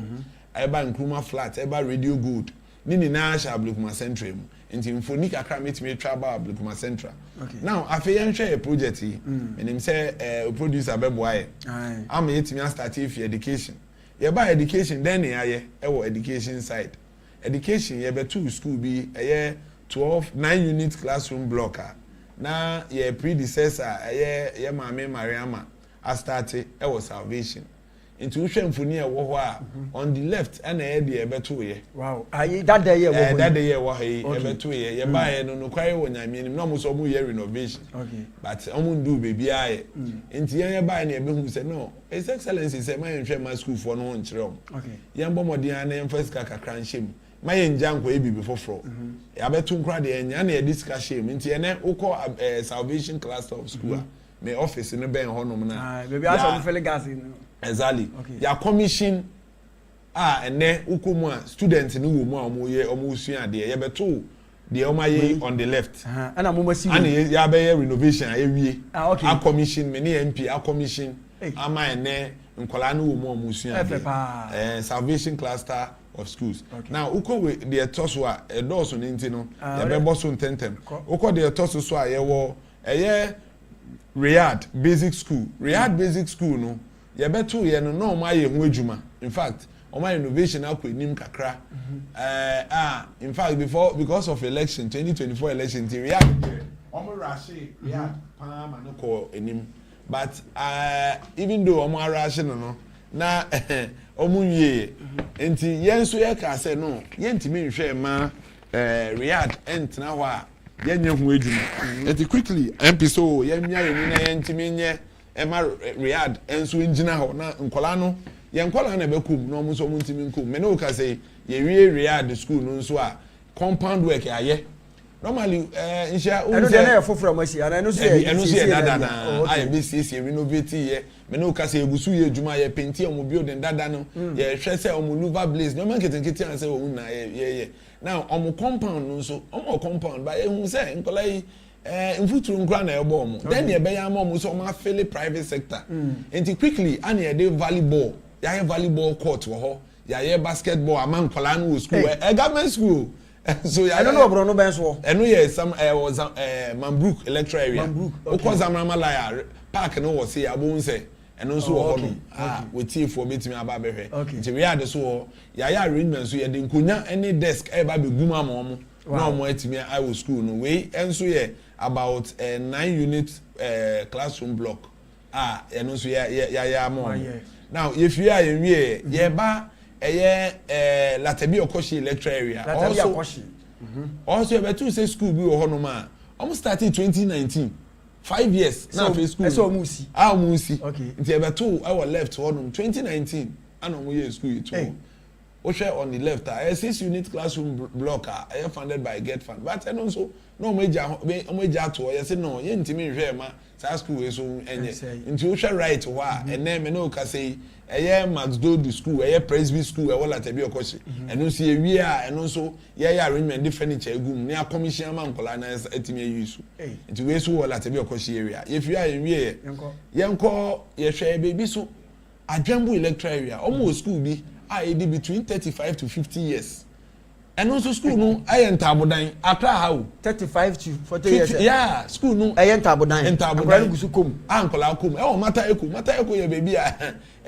a community I be ana say no say ebubu Ntabodan no nti ebubu Ntabodan no ana ho de me ne MP ye ko kate sword ye kate sword ho na yedu o hwa asisi a picture ya ye twa be 1 month now and wo be ko ho no akaso mo be rufi ye eno so 3 nti ebe 2 story and also ebe serve the people of Mataiku omo atena school mu a afi school no so Ntabodan na ye mo this edifice eno de ya na cut sword ye start Ntabodan na wa hayi Ntabodan ni bi na wo nti no the way a nursery school ye structure we ye ba nursery school no so ne no so ebubu ye no strong amomo ama nkola na etimi anya baby asua de yi enti we so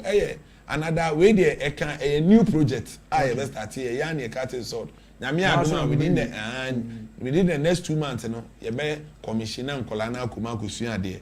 enti we so adwambu electoral area wo your friend new aboso kan ye fia ye wie okola tabi okohia also ye betu school block bi a our cluster of schools be brave but you say omuni library omuni ICT center your predecessor started bibi wo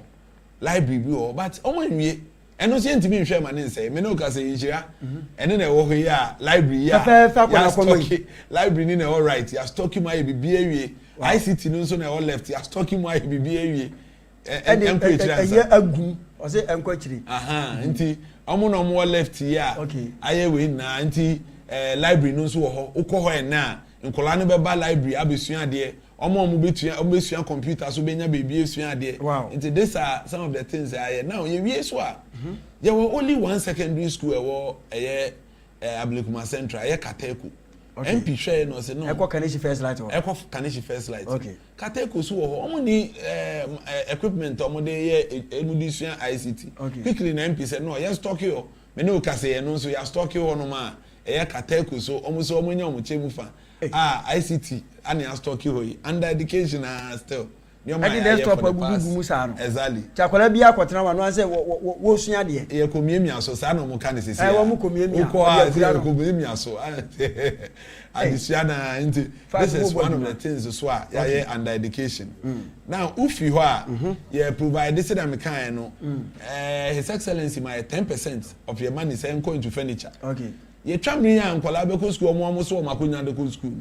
Nti eno so akonya no ho na arrangement na ya distribution be ko so wo be bia me kan schools are working na e be make sure so mo be nya nkonya a mo betina so still we ndua de ni bia na we ndua de ni bi but on say we need more of metal because ndua na de nkonya no e ma ye ndua na ye we nti no His Excellency say you reduce the use of sa nyoma na wood no now if you also are na ya share youth employment within 1 year and some few months then ya okay amount for ejuma ben yetimi ama omo under within your system okay under a system near for community task force we omo do so say ka create na yetimi show okay community task force no is to help us na intimi making sure say your community ni issues e wo mu no security presence near high with together with the police any other security sectors no nti if young ones ni bi Ablekuma Central you to know those here ba ti afebi omo so omo boy ejo omo uniform ni omo ne nam he no omo ne de omo to communities nim there was 7 electoral area nti de omo to mu based on the activity ekoye no obehu omo other uniforms nti enye de bia na bia obehu omo uniform yi mu omo white wo ho omo black and so ho nti omo tumi sha omo so me na now sanitation nti afena ye ba be shom kutupa okay ama omutimi aye ejuma ye because em person sisi amanfo betoto bola egu da bi so la so be ka so we dey dustbin so ma fa ku gunzu so wa we ni tia nti that's it and you developing new dustbins so a e be boa about time e be boa communities them now another thing say and then NYE YE no ye for police assistance and also Ablekuma Central nya chief from ana ya fa prisons assistance ya fa fire assistance ya fa a lot of work abroad youth work in abroad no so munya yeso yenya ye de yenya nkofo so and apprenticeship no so munya omo de enti under youth employment yenya bebre yenya nkofo so omo so omunya through the MP no omunya ejuma ogapoa omo ye ejuma wo ho tisi am no ka say over 16 people omo so omo ogapoa nyame adum through the MP's instrumentation omo so omo ye ejuma wo ho within a year no dey osha these are all the things ya so the scholarship schemes so ebe boa mo school together with the MP no almost every other day school fees ene ehun keka ho scholarship ebetimi aboa ama nkola no so enya we no eno so yeso so mu kakra ye ntimi nkase ama obi ejuma wie ane ya mo obi a scholarship ewie gradual process Ablekuma Central almost about 200 and something thousand people wow youth know develop almost about 65 to 70% are youth and women. Enti development no enye easy. They are trying kakra se be ma youth na ejuma.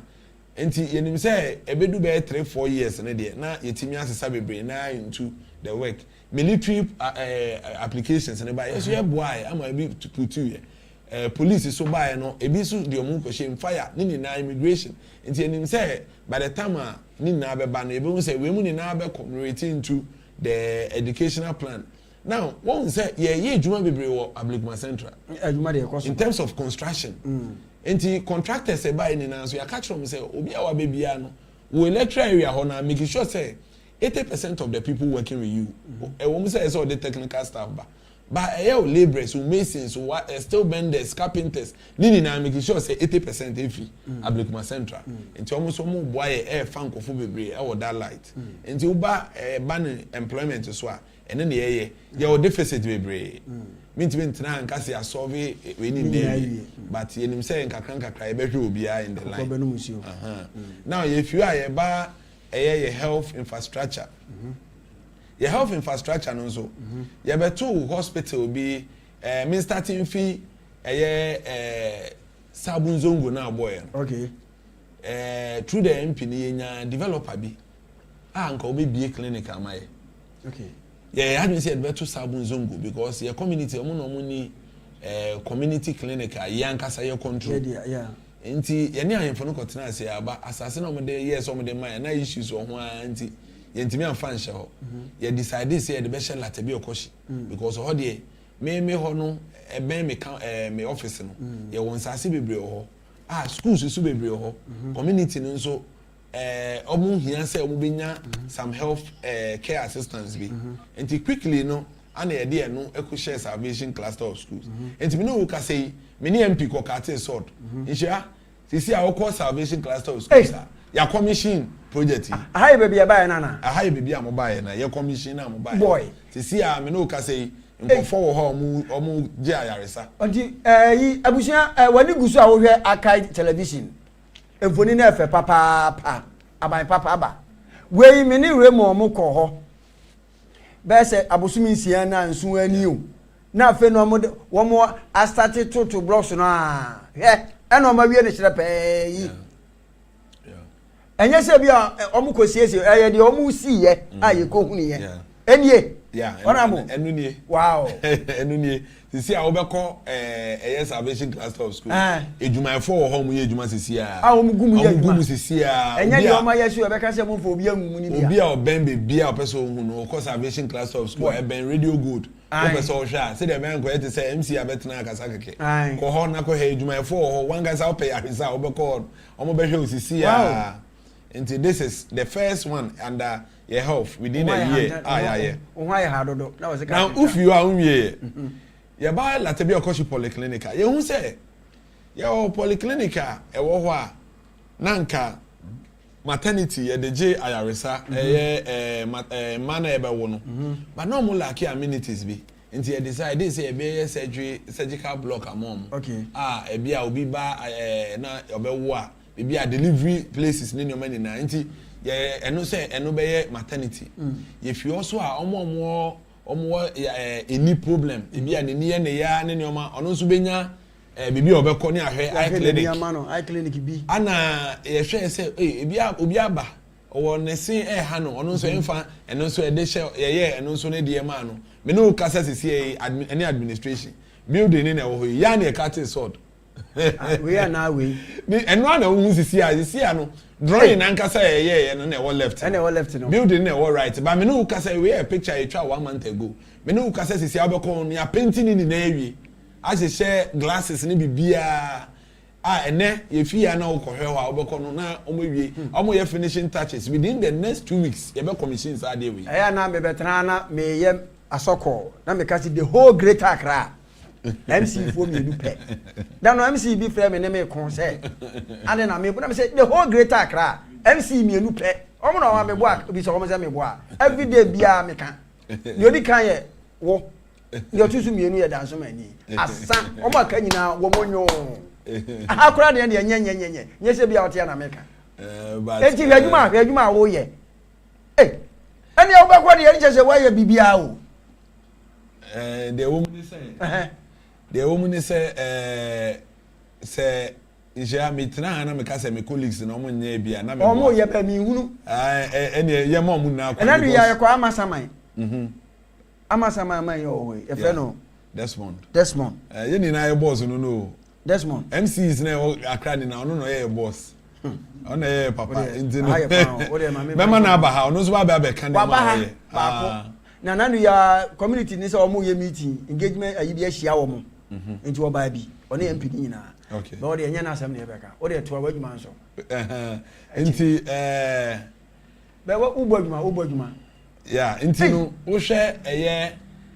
ye market ya ye clinic ya sisi ya no nyame adom omo apenti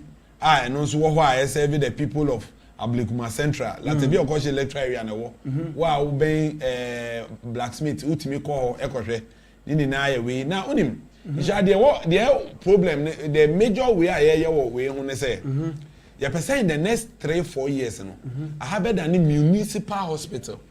Latebia Okoshi polyclinic and this year ye train ye ni regional health directorate egusu arrange ye be another block ye person ye ward ho ye pese ye ma ye matron na omo wo ho ni na omo ye edwumayefo be wo ni na ye pe bebi ma omo a ombe da ni na ye be ye wo ho no na ama ukọ clinic wa 24 hours no etimi aye edwuma okay enti emi no ka say ye hu hyehyɛ a enche eno so beba okay ufi ho a ye call Manbrook electoral area ye beto clinic bi wo ho a na on say the last election no yene president Akufo-Addo ne call contest no obi ane ne we ko ye ba yen no Akufo-Addo the okasama no eye ne communication director the friend Jefferson Saki okay ono no obeye election no enti ono ye ba contest ne enti no na say omo rush no mo yemnyo me bi omo betimi de nya election okay enti omo rush building bi e wo Manbrook electoral area ho so ana omo to ni dey clinic okay ye ba be assessment na che say adani nkukobu obi sa na omo wie yi omo wie e na ono apre no ho ana omo rush ye na omo commission ye na problem e wo ho ne say okọ ho a sa clinic we omo aye nketen ukomu a emu aye nketen and ye hwe no e ha in fact ye ba ye no krapo no so obi ba ho na order stretcher so a this ye ma wusi na onante first steps so because there is no disability friendly untimi nya ho hwe enti na lack amenities e be gina ho aka say a polyclinic na o de man no okay based on that no enti you are designing sisi am no ka say you are designing new structure ya ba be start in fact ya arrangement na regional health na edile ye kakra enche omo de report no ba ye ba be na child health center not just a for special purpose. Okay. Omo baby a omo aye nketenkete na ebebubu mu renovate a breaki ama na yenya stretchers wo ho and one kasa betimi disability friendly a ehun ko hia se obi da stretcher so obi ti wheelchair mu a oba ono so benya baby afa nti Manbrook electoral area e ba be dane child health center. Now we feel that a hoso a e ba la tebe okohia. First almost start a clinic no na emu koyo mo labs ni bibia wa bonten nti uba o yare no this okọ baby ekoje o lab ne neoma nti ema clinic na ntimi mfanhye me no kase e baaye no eno nso me ne MP ne discuss e o call at be okoshi polyclinic sisi a omo equipment omo amutimi omo labs ne bibia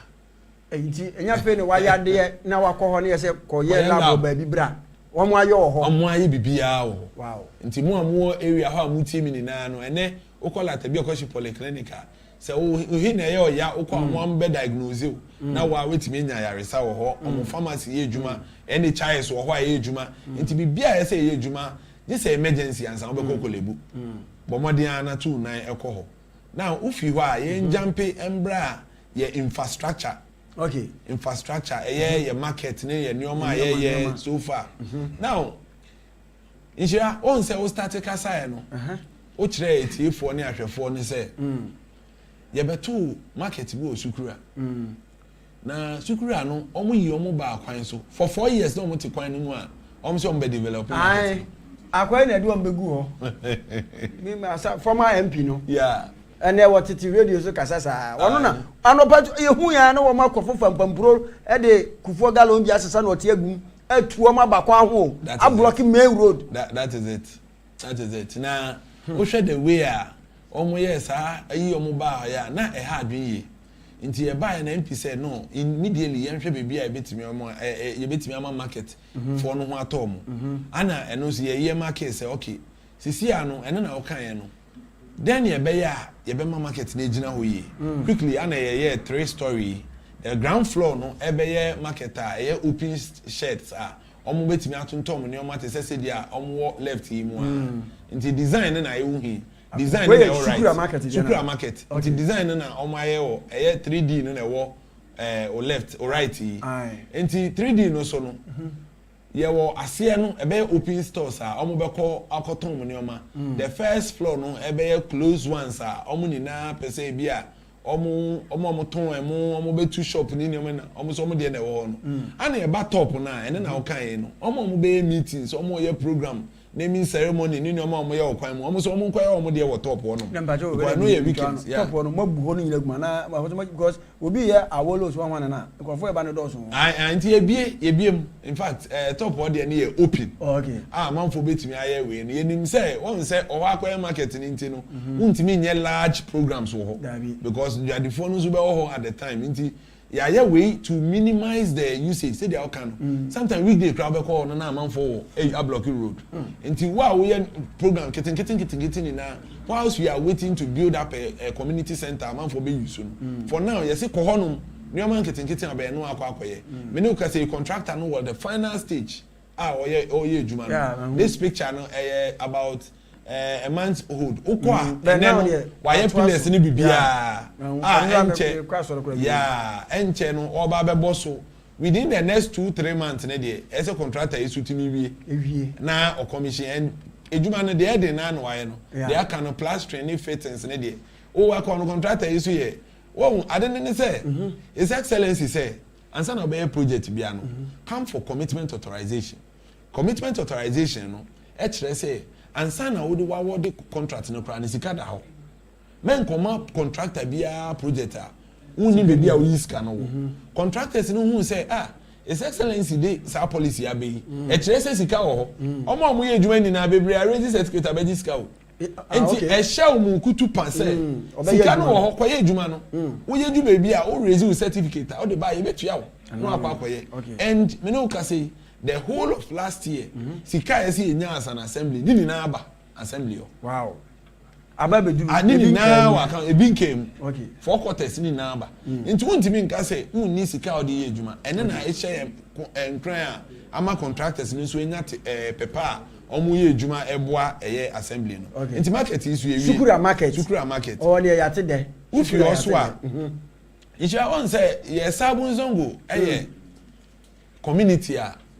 over so many years in fact ye ka say zongo a Ghana has zongo and na the first zongo eba Ghana okay sabu zongo ba omo nche da nya development bia no omo market bi o ho a tete no imi no ye nkwala no na nka bodwe ase suedru nkofo fi all the nyoma ba market day no ma be di dwa ho ene asekra his excellency say yem fa the 24-hour model market no enko ABLEKUMA central yaso ye hwe mu mi ne bitina say no ye uplift zongo nim ye twam wo mre a ye ka se zongo obi anim se ye TZ na okodi akoda ana se ye bola na wo ho ana koko ni masa ana koko ana okay ana pe me twa ufi ya ho ha de belande enti ye ni na ye be ko ho edie ebenu me bia ye ko akonum koko wo ho a ye fi ho pe nim se market wo ho market yi so model market a church wo ho ye wo police station wo ho ye wo other amenities women development bank a ho na ye de women bank na ye discuss here edb ba be she bank na mo kana ho na she ho na ye de kwa ko she other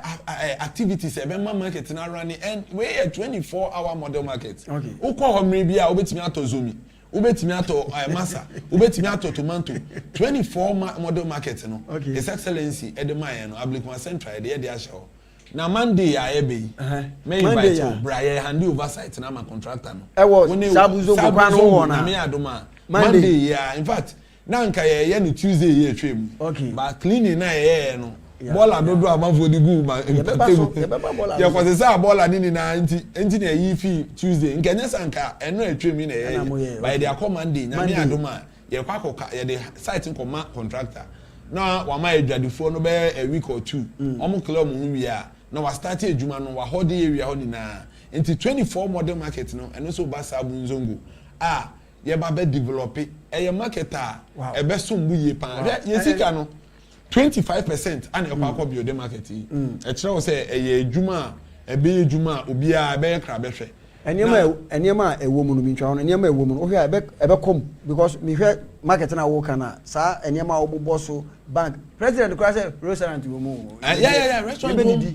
in fact market for no mo de omumba eco school no school me wo ho crèche me wo exactly e be ko eso paun ye clavia wo de say Sunday Monday wo ye betwa mfoni akọ round no we say de hot ye clau ye buy ground wi wo say ade esu ye pa e be boa na on say akra so nsase problem e boss o wo tin o fonu bi omo other regions no o de omo akukọ baby foforo a mo ye ba ye de ehun say ye place in the center say de o kan ye roadside obi a betimi aba tete no bodwe asefo no mo ba so eduro fo ne eye bibi adwadifo wa mo timi ba ni na no we are bringing back the Sabun Zongo market a 24-hour model market anytime we will be working in there into that space now if you are yes so insuo na 10% am catch us say go into water what is do say send e be ya ABLEKUMA central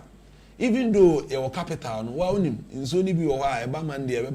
ba next week 1 week ena e ba eno na amankofo etimi ede basabasa pensuo bi a enye ene ne oma a mudi nu aduane ma nkofo di and emboa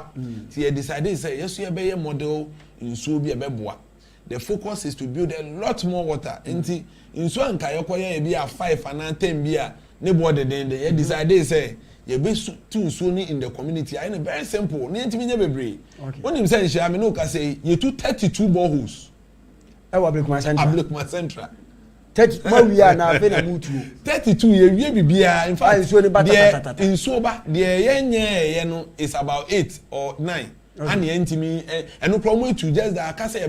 ye no ye be mechanize. Okay. Okosi ohosisi a nsuo ni de ometu ni na aka say ye be mechanize. About 22 of them are ready for usage. Ana de aka no mugusu ye hu adwuma. Ba ye twe aka say omo be mechanize de ometu a omo wie. And baby e wo no ye was 7 electrical areas. Ye wo Manbrook electrical area, Latebi Okoshi electrical area. Electrical area bia won so ni. Oh, okay. Electrical area bia, and this ones yen fin say because yen adwuma na ye ambo hu de ra na just yen hwe. Enti eno so yetimi aye eno so a eboa eno. Oba ye issue of mamenko ye youth ni biom. Eye ade a ye hwe no. Insha won say community bia be develop here. Eye investment a be wo youth. Okay. Na ye hwe no youth no so so mo gada o baby no mo sua ade o mo wi a so mo ko baby ko ji omini ene ebi mu kra agai adesua kra hu se usua ade even in sports a edu ko ekire ene mo ko bo yi ba yi sika mo de abade se bebre o mo je team akese o ya na unim former MP no ye goalkeeper enje o hwe no se no oba no Tankasela Park na your friend a red park and Sakura Park oh in futu enso ho na oforikwe place mo Michael Essien na those days omo ba Monday Stars ni oma Sevilla pia no ho na amuni na ho no mkobobo na say na ready and the one left sisi akọ ho a Adani Sports Complex wow enye Sakura Park bi mu dabi Adani Sports Complex. And sisi a ukọ we a 1 month ago picture ukọ sisi a ewo AstroTurf eye ultramodern AstroTurf over 500 capacity seater man for kohwe ball why you sit ni nyina wo ho matraswa ewo shops ewo ho no ma amount for person mo ye ejuma ye ma no mo ye ejuma ne o ma shops no wo ho a on betimi aye atonton ne o ma now nkwala so ba ho say oh yeso ye pe bebi e di agro sisi ameno ka say o bouncy castle wow ba ko gina so akwa di agro ho now also ba say wo program kakra bi ye ma o baby kakra ntena na fire program eno so won chen a eno so wo ba canopy wo honom na also watena o green grass ye wo honom ama wetimi atena ase now omo so omo ba ye park so obi o anya football na open indoor game na abo eno so aye indoor game facility wo ba dame wo ba table tennis wo ba den coincide on akobo obi so aba ono de o say open volleyball no nso eno nso ya ehun we ya ade a volleyball table volleyball long tennis and basketball pitch na ewo hoyi oba ha utimi yi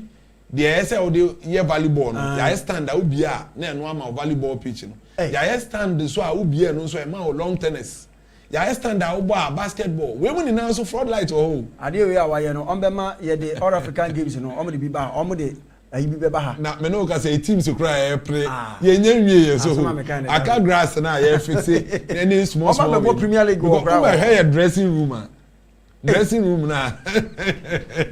enti we mu ni na we enye so bi na start you dabi se minim ade wo kai ni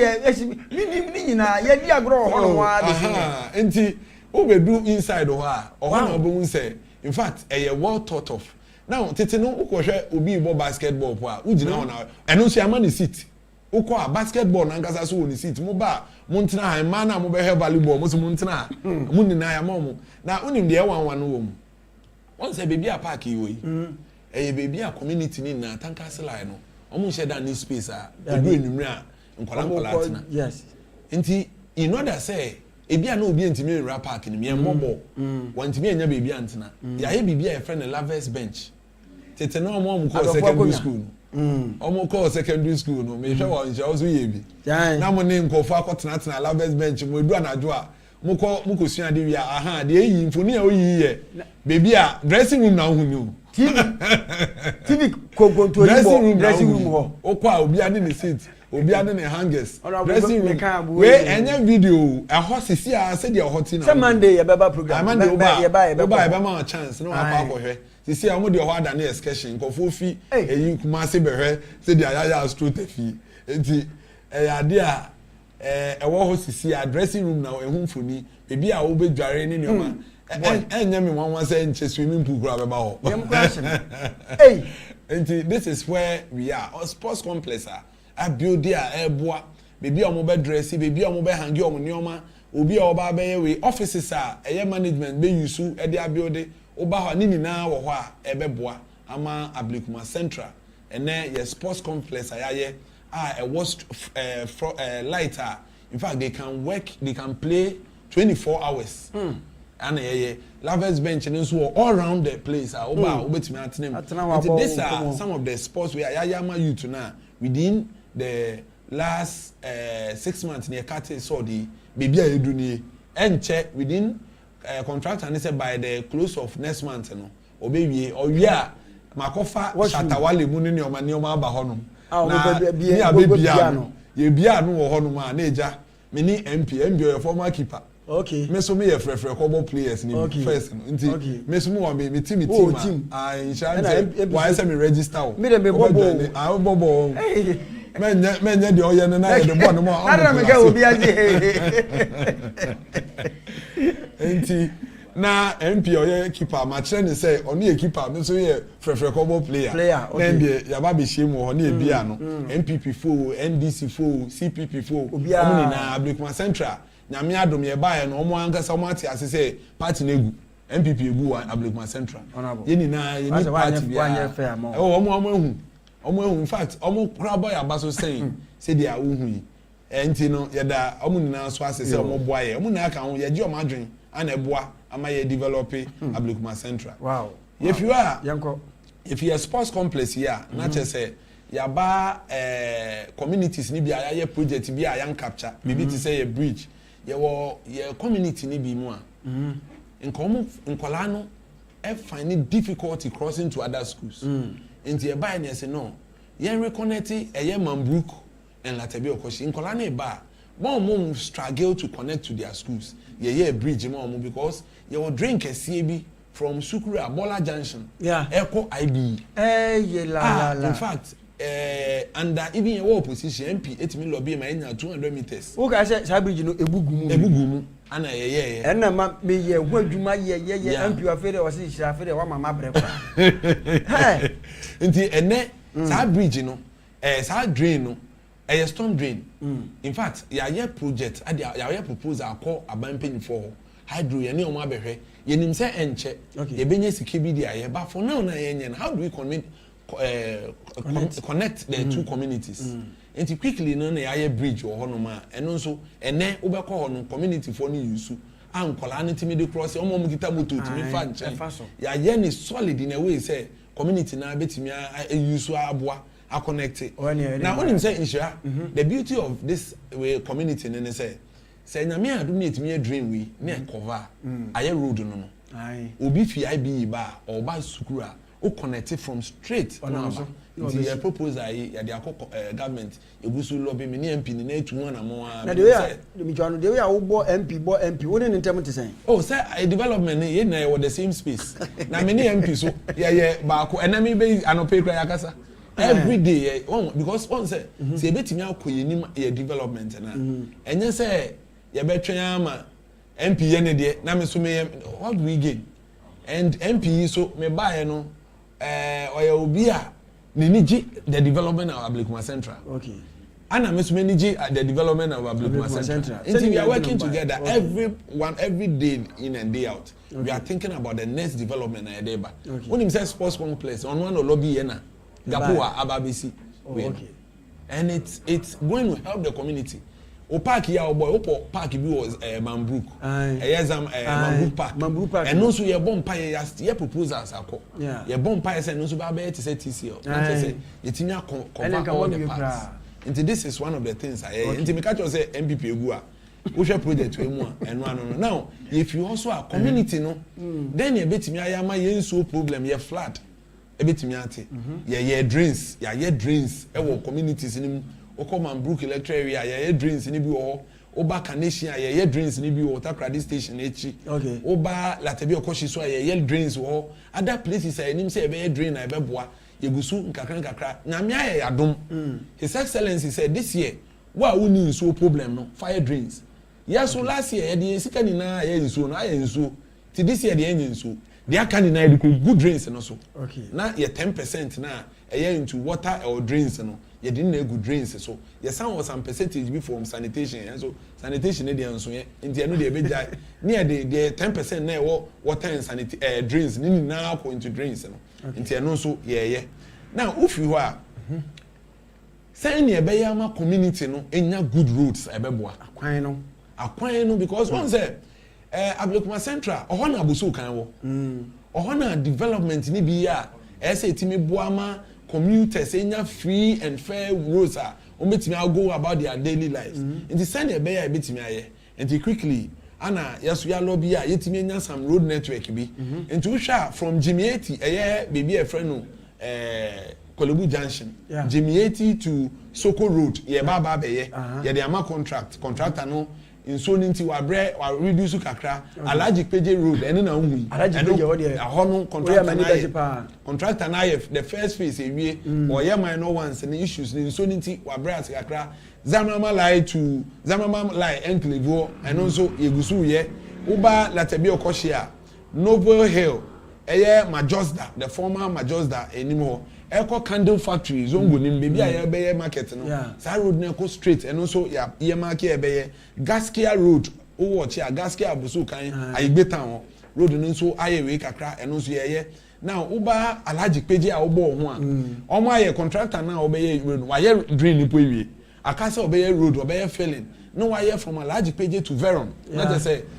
obi a okọ Flamingo no onko enkofa Bola Junction bio and answer wa fa Alaji Peje no wa road no wa down se wo call Russia station so na fa onim hododo na ono so aye nti ohoso ya ka kire no ono so oba be wa ye drain no o ye drain ni wie na nso ni start ye akase obe fele no wa ye ehwe ni na nso na start ye twen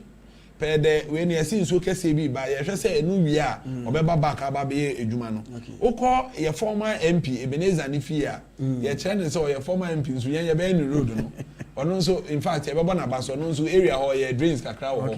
yeso ye to aso anytime ye edwuma no oba na niji edwuma ye ho ye be make sure say sa area ho na ye road no ukọ kum chacha Matayoko road no so road a chepa eno so ye sa road no me no ka say o ma ye drains ni na wo sign enclave no an so no tipe ye nim say contractor ni ye adwuma ni nti efie bebre ya ha mu kakra akra pamucho on say bibi ansa bibi nye yi and say dia ye anyoma no tete nyoma ya beto but ese ye ne ye nti mo a ye drains ni bi ye ha mo ye nwie ni nyoma na ye besre mo na munya ntubase kakra sa road na ebe na uba jo tax part Adwembu electoral area and also ka ho to peace clinic and also ebe ukọ aboso kan so a omo better community baby are one of the spare parts ni bi gu bebre pa omo drains issue and also eba be ni aye pavement block strong one e wo ho omo road no so aboso kan small mosque no enima ba okonko spare parts or ni na so kan first phase of the road in the first phase ni about 13 major lanes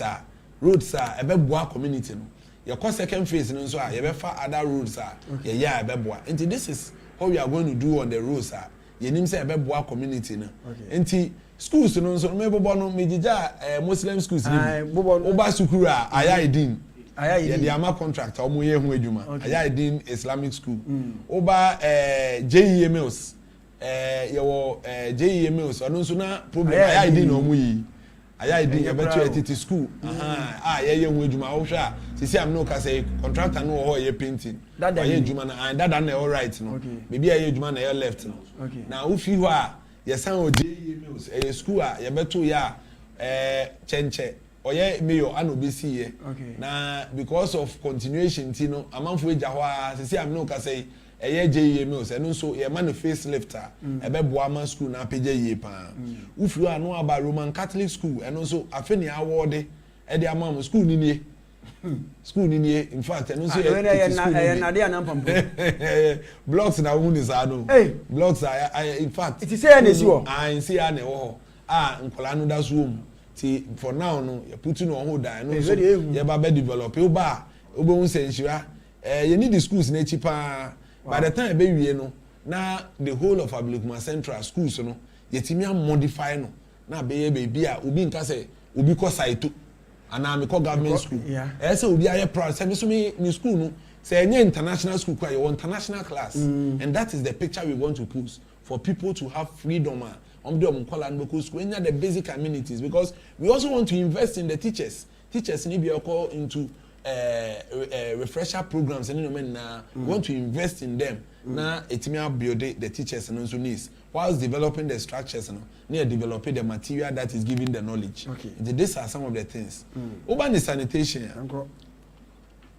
Inshallah say ye buy no His Excellency minister ama ye minister regional minister eka say within 100 days oba ba ye street light e wa Accra ni na ye ma melinda okulu in fact o start here ye as an assembly o ma ye ni na ye 29 Greater Accra o ma ye ni na ye so ye de say ye mboa na ye ntimi make sure say ye kania ni na ye adwuma Kolebu street light ka wo de am Kolebu street light, Kolebu ankasa de enka me ho. No, from Nkuma flat. Happy Days. Okay, yeah. Yeah, okay. Nti sa ohono from Obechebi eba besinko Mochi Road no. Em say ona oka. Yeah, Mochi Road. Now, ohoso kan ye de no. Now, the woman say or starting say or developing no through Ministry of Energy, almost no some of the equipment em ono so echiche bebre na ono ankasa investing a lot in the street light. Together with the assembly, no. Yes, she say, but problem I want to say, a lot of the cables, they be now kind, one say, some of the electric areas, they are share close to 1,000 street lights. Oh, more from Ablekuma Central, maintaining them. Some of them maintaining, some of them she share for more than 1,000 because MP Nankasa so the plans or year street lights where my MP or in opposition street lights or the other government or invest a lot there. However, the young say. There are a lot of theft issues on the street light. What here from Enya Kolebu baby our boy Mochi Road nepe. From even Odoko highway ni na ya share street light ni now. But share within 2-3 weeks. Na man for we cable so. Enti enche anya massive exercise going to some of the omo burning cables no. Ubere ya ko 2 bi mu kra ayi unsa man for the cables we cables e biko. Enti any security task force no. Any security police any young task force that's why a planner see I no say omudi die chire pan say hu obi a we cables in your manner because the hu from Obechebi eko Mochi Road no so median the middle street light no outer lanes ni dey street light no but middle na be ma oho bright no na enye adwuma no because omo we cables ni na and no so na cable street light and no from Energy Ministry no moboa e ma ye fix because no enya normal street light here akọ ya akọhye no unya say wo dey obewo system so ama apegem ama wetimi ahye enye normal one here omo fro pool yi bi keke eno so ye ho adwuma no ene na make so mbe wi enti tax force no police na ye ho aggressive pan ye dey plan e ba e betimi make sure say sa nyoma na omo ye no yes let him for no yes we nya more of citizen vigilantism. Say the bear be who say obi bibia yanka say dia no betu because dia enti ye need energy ministry assign a new plan enche sa part no be san hye sa street light ni ye nyina hu e ha adwen ye pan na sentem ye adwuma anadwo we be call na ohwaye for the past from Friday by sanitation ye hu adwuma anadwo na light ni bebi e haye enti ye hwe e hu arrangement in fact from Monday no Monday atwem aye me sanko energy ministry aye ne contractor na ye wo chef baby enche obedi yeso ye side na wetimi ahwe ama ye ho so yetimi anya light ewo eye ho menim say yadi na light ache wo ho no e behwe na ho so atimi aboa oba sanitation all the menim say injira we need the chie pa me need the chie pa ho de hia me sanitation na ye baby a His Excellency kra ede to dwa say as an assembly or baba be maye ye KPIs na ono de be measure no sanitation ka ho enti then ye betimi aya aboa before the rains no as an assembly ye check your primary drains. One say assemblies no. Primary drains ni na ye there. Yeah. Ye ka primary drains U drains 0.6, 0.9. Where your community and I say even say 1.2 or now whatever. Now our community ni mu a primary drain. There were commercial streets no so na commercial roads no so no and ceremonial roads no. And here urban roads there I saw ye. Or ye the sludge and the silt and dredging. Ye the 2 year ho so start say ye adwuma no. Ye clear your drains ni na. Now the problem I want to say a year ago and 6 months ago me buy me catch on say me shati abusu kan I clean up. Yeah. In January say me shati abusu kan from morning to afternoon. To shop BM so obi amfa no shame. E take 3 days including taking machines from AME any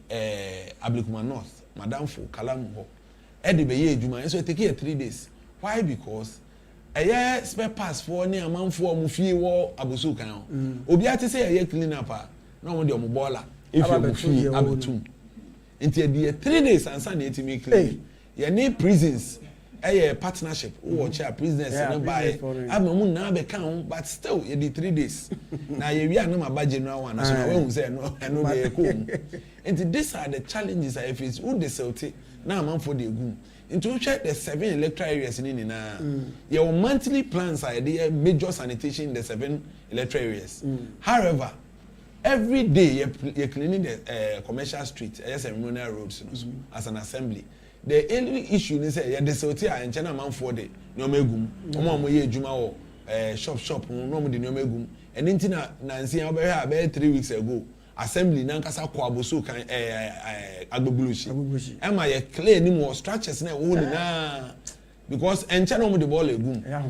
and inti his excellency crowd here nansi plan idea general cleaning o see ewia obi oye adwuma wo gota no bia onko nechi ye ma no some meters bi anya sa yan cleaning fio organizers mechanics ni no ma mo adwuma om de oil road no om de no ma egu tie ni no ma egu because wo watch here clean up no ekoso me no kasa sisi yes a sabola still and these are the challenges that we have and sanitation there you 2-1 am me bre I had the salt I cleaning major drains in fact some of the drains new people enya there unse me can me catch say secondary drains na to say the ceremonial roads na urban roads as but omumba na ye bra ese yeah me no kasa sisi anso ne ke ba nso ta ho na eno ka ho nti sa drinks ni na ya ye sisi me no kasa ye gusu yim anso de ko ne ya bre ho and these are challenges high but on say the good news ne say anso ne side ni na on say nja on say unia elder so ye chairman for Garrett so and as a chairman no ya ye proposals we bring Garrett share from Pamprum Eba Accra Academy. The next phase in the Garrett de Baba Beye, Pamprum Eba Academy no crying we and Che Baby Ejuma from Kaneshi contractor no. Yes, some Baby Ejuma from Accra Academy opposite GRE. Meme side no Eba first light be Rata Credit Station no ma kwa busu kan. Yes, our storm drains here. These are the bigger ones. Ebe Boama sa and sonic flow ni o mana e wo ni na no. Won say sisi ano ye issues in say nkofo bebre cement omufi ebi atale nti nsuo bi egu obi afie about no nkofo esansan ba bonten ana yesuban so de neoma hye gata yim nti gatas ni na uyi mu ene ya na ayechoku Friday na his excellency ka say enko general cleaning me hwe bebi a ye problem nsuo ba e ha mo pa no Kaneshi area ho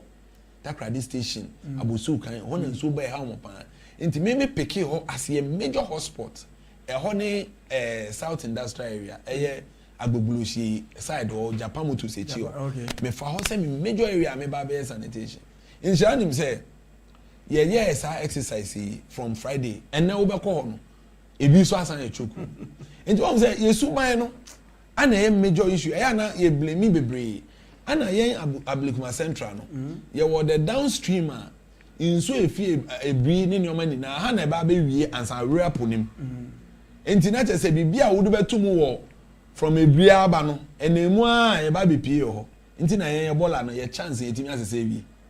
because obi activity oye obebi we are to be train or hanson e go to be train or doc or na e ba be pie na me adom na etimi femu nko a dia because baby also e be do na block but me from nkwan dia ho na eba be pi nti eyi ball mu a eyi pa obi anye bibi kwara wa bosu kan a etimi ma because ebi fi baby ba nti etimi choki and these are the major things are problem ayaye wo hwe infoni a ye brade to ho a wo say a lot of the desulting works there ayaye pa by a major drains no ye issue na say amount for activity international assembly His Excellency we exercise yenko omo waterways no so ye nyame adoma o watch ya ye nheda enya nkofo asisi dan waterways no because your waterway no you protect pa enti nheda enya but kakra no more shops containers no omo no mo high pa eno ye ba betu sai wo so because ye ba wo ho na se wo de no e wo ho a ye be clear on say ya na akwa ete say o ma obi ejuma abo no but ye ni na ade a ye no nsiso aso na be ye flood ye be ba 2019 ya straight memfo yi mo amo ABLEKUMA central mo boye won so bi di bibi 2 ball mu a eye gata mu no wa bomode atwe no na wetimi aye ye ho na Raf ko twa video ye obi hwe ball egu gotem okay first light echi ho no latter days so and these are the things that people do when una as an assembly no ye be my tax us ejuma but we will need somebody to be a whistleblower to say we dey atum we dey say eye ni na ye right because ene no en hawa e bia wunu ebi wo kire e kwakọ ha no na say if you na ha na e be nure bi no e be ha nkofo ama ba be pie wo a onim say me de en ha me no so nti ye be sere obi amfa no hwehye na obi mo obi bi di masa ni pa kono enti no sisia no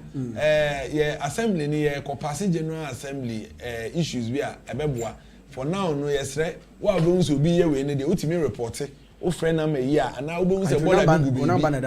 na ma na wo so okay wo say bola bi gu baby a utimi frɛ ye environmental unit no ye be bomodin aba be peke bola na nyoma no but the ye ne say we nye emi say wo ye ofie bola wi afa beto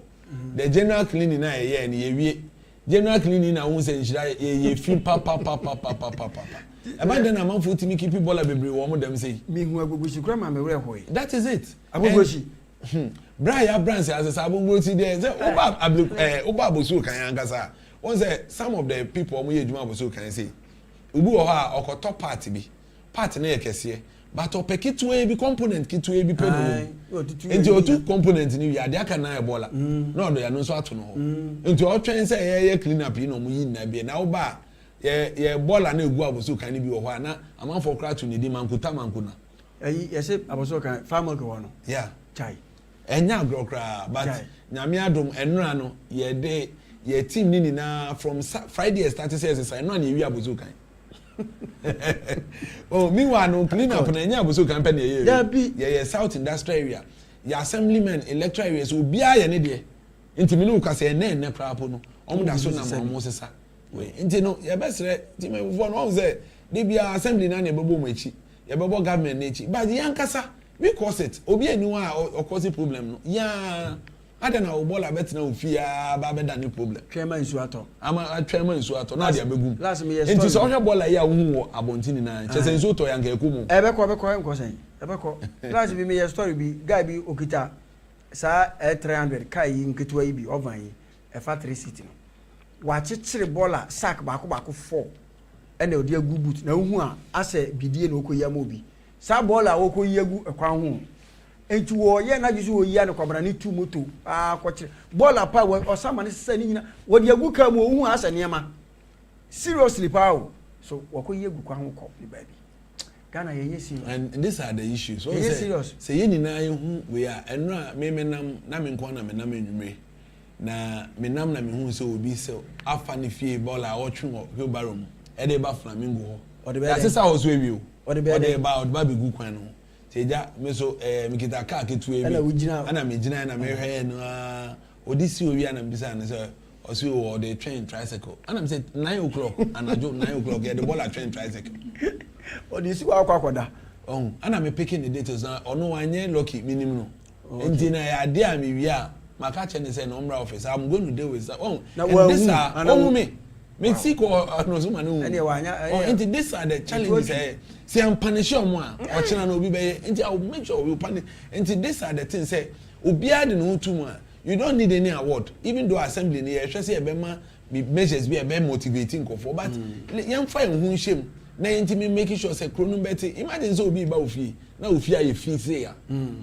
and then in na tete compound house obi eye bibia betimi abe affect us se be sere yen na emfa ehun hyem na ma akra embe ye kra behwe akra be ye kra behwe na tese o man ni na people will be free na so nim say we call dialogue bi wo UPSC okay Italy and Ghana economic dialogue and the year presentation board is Her Excellency Madam Luna ambassador to Italy or invite me and I Monday a very good talk be and you share the way Italy omobola amoye no almost 80% raw material will be home. Until you started discussing how can we also build a system like that. Already minimum said there are a lot of talks Ghana Hano, Nkofokra, even Arekop, ne other private people, Zoom Lion, ne company, other private organizations Omoye Juan, Bebrena teni refuse into something. It be the building energy, it be the building over schools in Ibia, my school be cans. Kaneshi schools in a cluster of schools in Nkolao ya machine among so almost segregate almost the plastics na ya no so wom no dane flower vast mu dua flowers ni no getting wom e bi so won insinuate these are the measures etimi na shema ebeboa this is the meeting and people are looking at coming to help our space but obi be buy a chrome one no abeye develop bibia ejina ye ni na your contribution leadership and your contribution in the say wo behwe wenim wo container wo shop wo fie wo sorry apra wo fie nenim obi so sorry o be pra ne container nenim obi so be bie enti bo say eventually no ye ni na be build the model economy na ebe ma obi afi bebi abeka say Accra ana say Ghana ye be invest no but wo na ye ni say de bia ye de be jam politicians say omo no omo mpra assembly me pra ne no ma ye pra but for how long say me boss car go into sanitation mu trewa meanwhile no that is why every day in day out I don't know sanitation I bring meeting there build school me better na schools are ya hu adwuma over 6 schools ana ma bobo akere imagine say size scanning na they quality only schools we are developing the next generation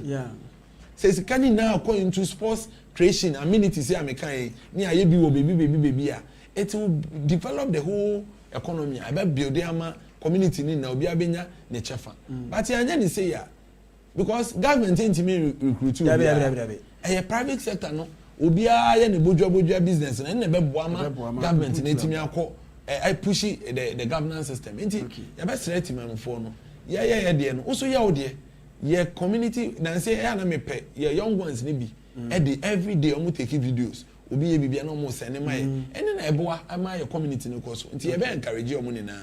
ye uko ye media ye social media handles no so ye the numbers better wa obi hu obi na o send videos and prayer now send videos now we can also publish it now ye promote this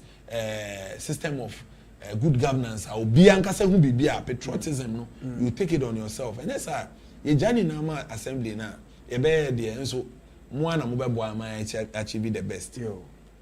yankwe abusia hanmo Akai TV jumadie no edidi Ghana ntiene yene Ablekuma Central MCE Honourable Frank NKANSAH na edi nkomo enti dwane na efa message bra na omomuni me na omomuni message ni de number no microphone bi hwe free sukura taxi rank omo motor riders omo se wo kaka yi nyina wan kan de oyama motor riders omo wonye bibia ma omo yo em say omo refi say omo so omo youth motor riders so mo dey omo pese ya ye lance samamu ya isi amamu anti motor riders no in fact ye buy ne ye ne omo association ye meeting okay in fact ye discuss ye me sure say me nkofo no hwe aka mo meet me pictures ne bi enye sa omo hu say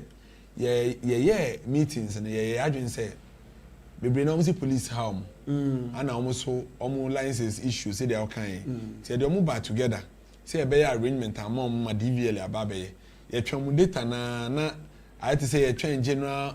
bill na omo dey akọ parliament aye pass among ababe ha nti based on that na say you step it down kakra minim say bill no so ya working with adwuma wi nti no nse share wo mu kakra ya ne omo team na ye adwuma ye be make sure say be hwe amom so omo aye de be sere omo keke ne say be bia keke no omo creative station no and they hard be bia keke ne creative station abe so all be premium mo make sure say mo be ma ho ne be in epi me wo trip bi wo menima ye hwa arrangement say ebenya community cameras okay community cameras no ebebo ama eye omo di moto so ba omo be yen no mehu wo community no omo adwane koyi nti for now no ye expect say obi abewo into the association mo association ne ma association ye no mo dele omo na ye gi database no omo na build one platform ubo we dey anim say we our station we was station na aboa because bebre na nso ka oni security council ni meeting a mo ka say bebre na moto no mo dey ye dwuma bone no ye nko say mu di nti mo make sure say obi be frame mu no nya mo so mo be ma assembly na ate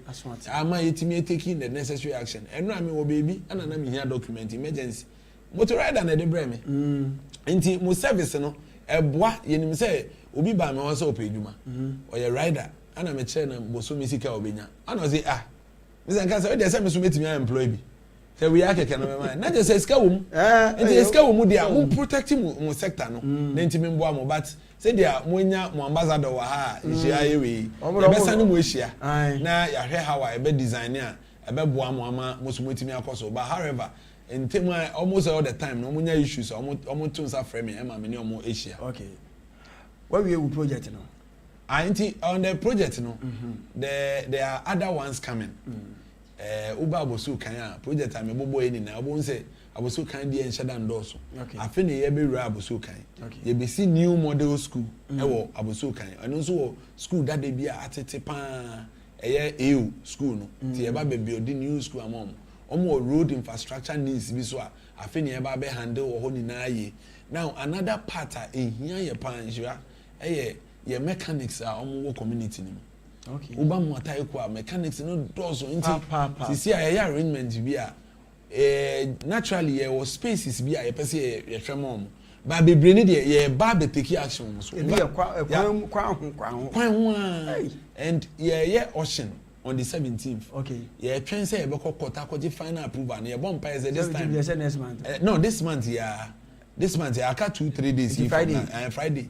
ye bomb pa some kokota e benya final approval no na etimi akana because cars are yasesa efi kwan ho still mechanics yi that's what we ye hu say ye ocean na e be mo say ye sesa cars na enye say ye dey kwa koye infoni keke wo ye office ho ye be clear ye ocean we wi a wo e be hu bia say ye final because fines no ye hu say final no ma betu am abeje om car nti na mo ye sa nti for now ye bomb pa say court be my approval on the 17th year e be koi because I hear the court share say enye ni na valuation publication all the things ni na ye ni na aka the final part I or then the verdict be ba say nyame adom no ye a ye be mamu na mo aso ate na afi mo aba ye ocean day no ne ye wi a ye nim say on be ma community no ate apart from my no so ye other project bi a ye pese this time no within next 2 weeks 3 weeks and ye be san cut sword no eno the time no do ameba amanya kan wase on the project ayi mame fa afi mame so me fa me kosan me wono fa pempem we yedi kan ye me sasin free fitafo ya wo kan o ma se bi u free Russia station na o sa be branch aba shukura o se rough road bi didam sei ekokosi Star Oil no filling station wo fiti shop wo sa rough road na enye na ye wi ye ho efa no fiti shop ewo ho nyina no mo be clear ho mo ama ye baby a church of Pentecost as often wo no won we ho amehu insha Allah say ye dey agro community ntunya boy ani hu ayo the woman ni say sa stretch ni na no o say na me start kan na I was so kan wo ABLEKUMA central no obi o ha ofika so aba o ye mechanic why na just obe shop bi obe to bi part bi wo abuso kan oba no aba be park ne car o ye ni yi obe ko aba na bi ane boy de ntimi nto na wako saa na otwetweka na nti ama street bi almost every I can say for a fact say almost about 60% of the street in abuso ABLEKUMA central are mechanic streets shops omo de ayo omo shops e bi a omo ni space no kra apo no kra omo aye your friend is saying spaces wo ho a omo ye but me no ka say a part of the places are ya adwen say ko grade o but omo kwan na nye ye wi a be clear be brain na wo ho in fact ya ye ho adwuma da ya ye ho adwuma da na just because ye nye ocean nti be brain nim say o be fa oba betua na de akwa akoma no nti e kan one of the rules I ever be me no ka say sa part no so ebi wo ho a ne drain no kra nya adwuma nti ye ba be ye be eno kan project ameka se ye be ka te sword no ye ba be nti ye be ye sa no ye wi aye mo ntena sa kwan no so ya kra bebre na but ye be gu so aye ni an tomfo so wo kwan no pa ni an tomfo so wo kwan yeah nti se ya okay mema ye be expect the IT ene minim say me tax force ni bi so be wo sa kwan no so nti no ye be hwe say ye be make sure say sa we ni na ye be twamfoni ama wo so ehu the next time be ba ha no ye be won say I had to say a problem I existed for long until we are man for until was it. Nancy Tim who say no say if you ni bi mu crap no. Omo na mo di omo nim e de renting kofo. E bi di omo fie nim enso omo be complain enso be hwe no. Omo na mo de ma omo jijijiska. Ti be sere omo so residents no. Mo susu ma because omo na ka una community na ayebasa no. Mo boy na intimi clear sa mechanics no. Di omo ayeye ni na ayeye wie na se mechanic na be cover dia. E be aye. Ye na e o car so. Enye se e bi a ye be se e tu omo se omo nyi scare but e se making sure say community no ma clear. Nti mo boy na ye nsusu mfa ye nimu no rent omo. Okay. Mete se udru Shukura market. Ye frɛ ba bi brekete. Se woni mo. Aye. Road na demo kosi Russia station ho. Ye se ye road. But brekete no efie no ni bunu na aye buna. Sa contract no eno so e ho nsam te sen. Yo, em say the last time no yet say the way but you who say o watch here from entrance na until go inside. I'm clear quite dem. Yeah, dem. E could do some point pen obo. Ye share your layout no. Even though amount for cancer and yes na layout na chi. Yo. But ye ni panel to no go so kasa because I had to say omo e ka fi kakra bi pe na etimi de atumti ye ne omo go so kasa say e be make sure say omo beti ase na as an assembly na etimi aboa akle abie mu kakra ma etimi aye em say car ba ku kitten timi fa ho but then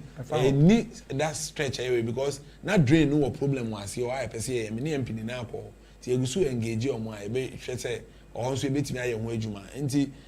community for na wo no mo so ye tiemu needs ni na e be hwe na make sure say bebi akwan na dankasa no omo yi kwan omo yi fanche nti kwana kasa da edan ohonuma but then bebi esenke fa eko piemus direct no emfa ho achia no ho in a way bi nti na ye problem nti I heard the number of we na wo no ese ye engagement kakra ni ayemfo ne community na nkasa engagement kakra ansa na etime bi nti ye be sere omo so omo mfa they should have believe in us we will make sure say ye be ye ho adwuma nso okay afa ye nkwan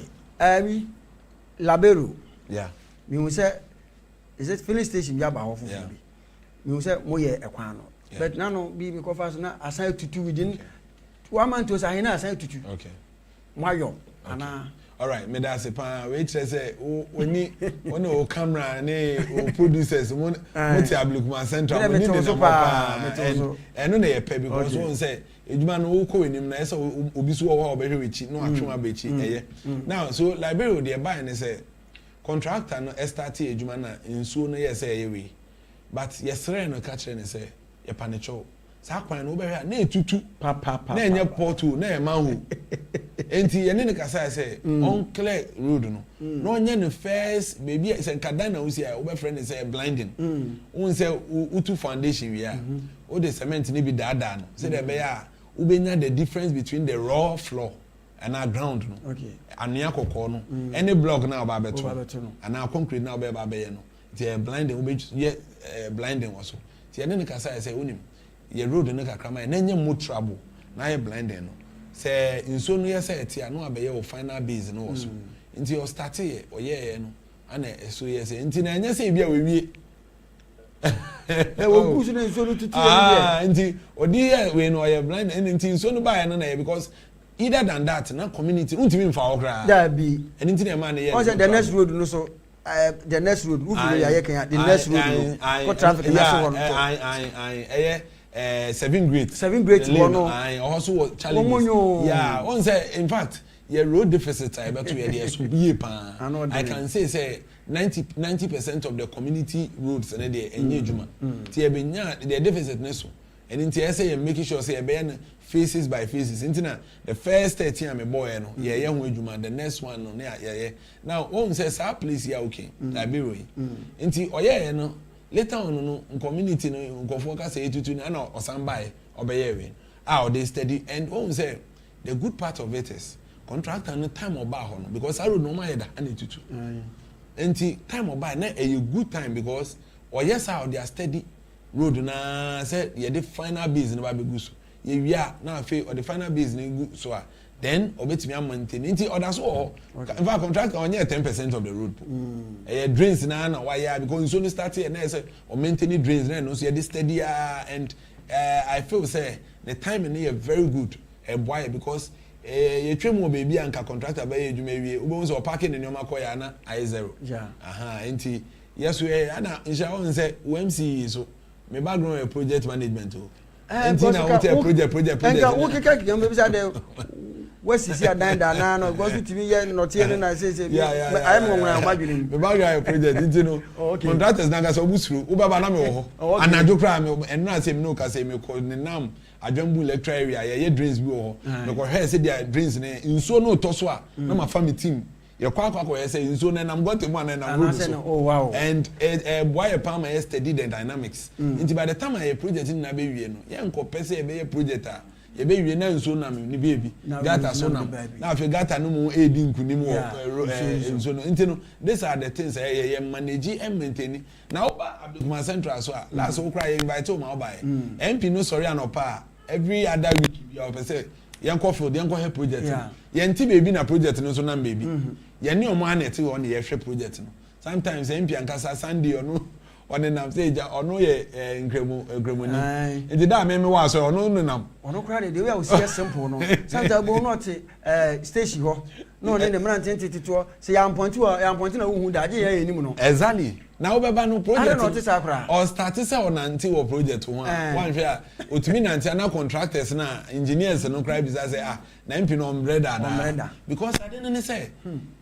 oti community ni watena community over 30 years watena mu ache ano no ankasa so ni aim no the people centered and the people centered it is people's development as a tally now want me nya say odo nipa na afi project e beboa the downtrodden the low level person want me nya we road we water we light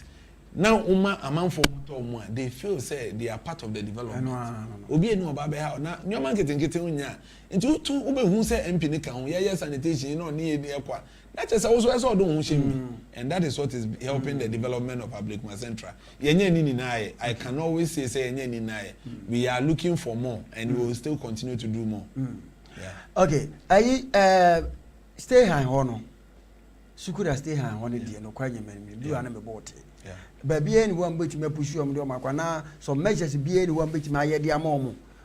because I say ayete station wa bet emusa okay ana plan fufuru bu ho a bo bet me ayede abo yo insha ene de wo kan on say me start ye say wo hwe Accra especially wo ba baby say Ablekuma Central so aye no want to say an old place community are developed that tete no Nkrumah flat ni na wo ndina oho na Kwame Nkrumah kra di eti kakra ho the community a cheye enti I to say you need spaces wo so obenya space a obebre yi pa and enti na clinic I say kosa bunzongo kra de kopie la tebe koshi omo no mo asasi now I feel so all place stations are also making sure say stations are too far from the people too far from the people so amount for bebre on be too kwan ana o makotena kan na is one boa school for equal school ejuma for ejuma ni na no wo be hear sa dynamics ni na because o place station ni here e reduce amount for the desire to for everybody to get a car she say e man mu kakra ya car ya na ma traffic adults because obia on the means obia on the car ni no how would they and so how do you also take care of the low level people omo so omo che dey boju ejuma kakra e so omo into who factor in now in placing the station for now see e ka say use kura station efi ho e dey akobe bia people will have to travel a long distance and sign no join it the only thing I need station for no arrangement I say any omo bega etena aye ne say endu so ama o car no wo fa kakra okay na endu so abelodu and now the car number close na abua ama etimi ayewe but apart from that we can only limit the number of vehicles a general station at the time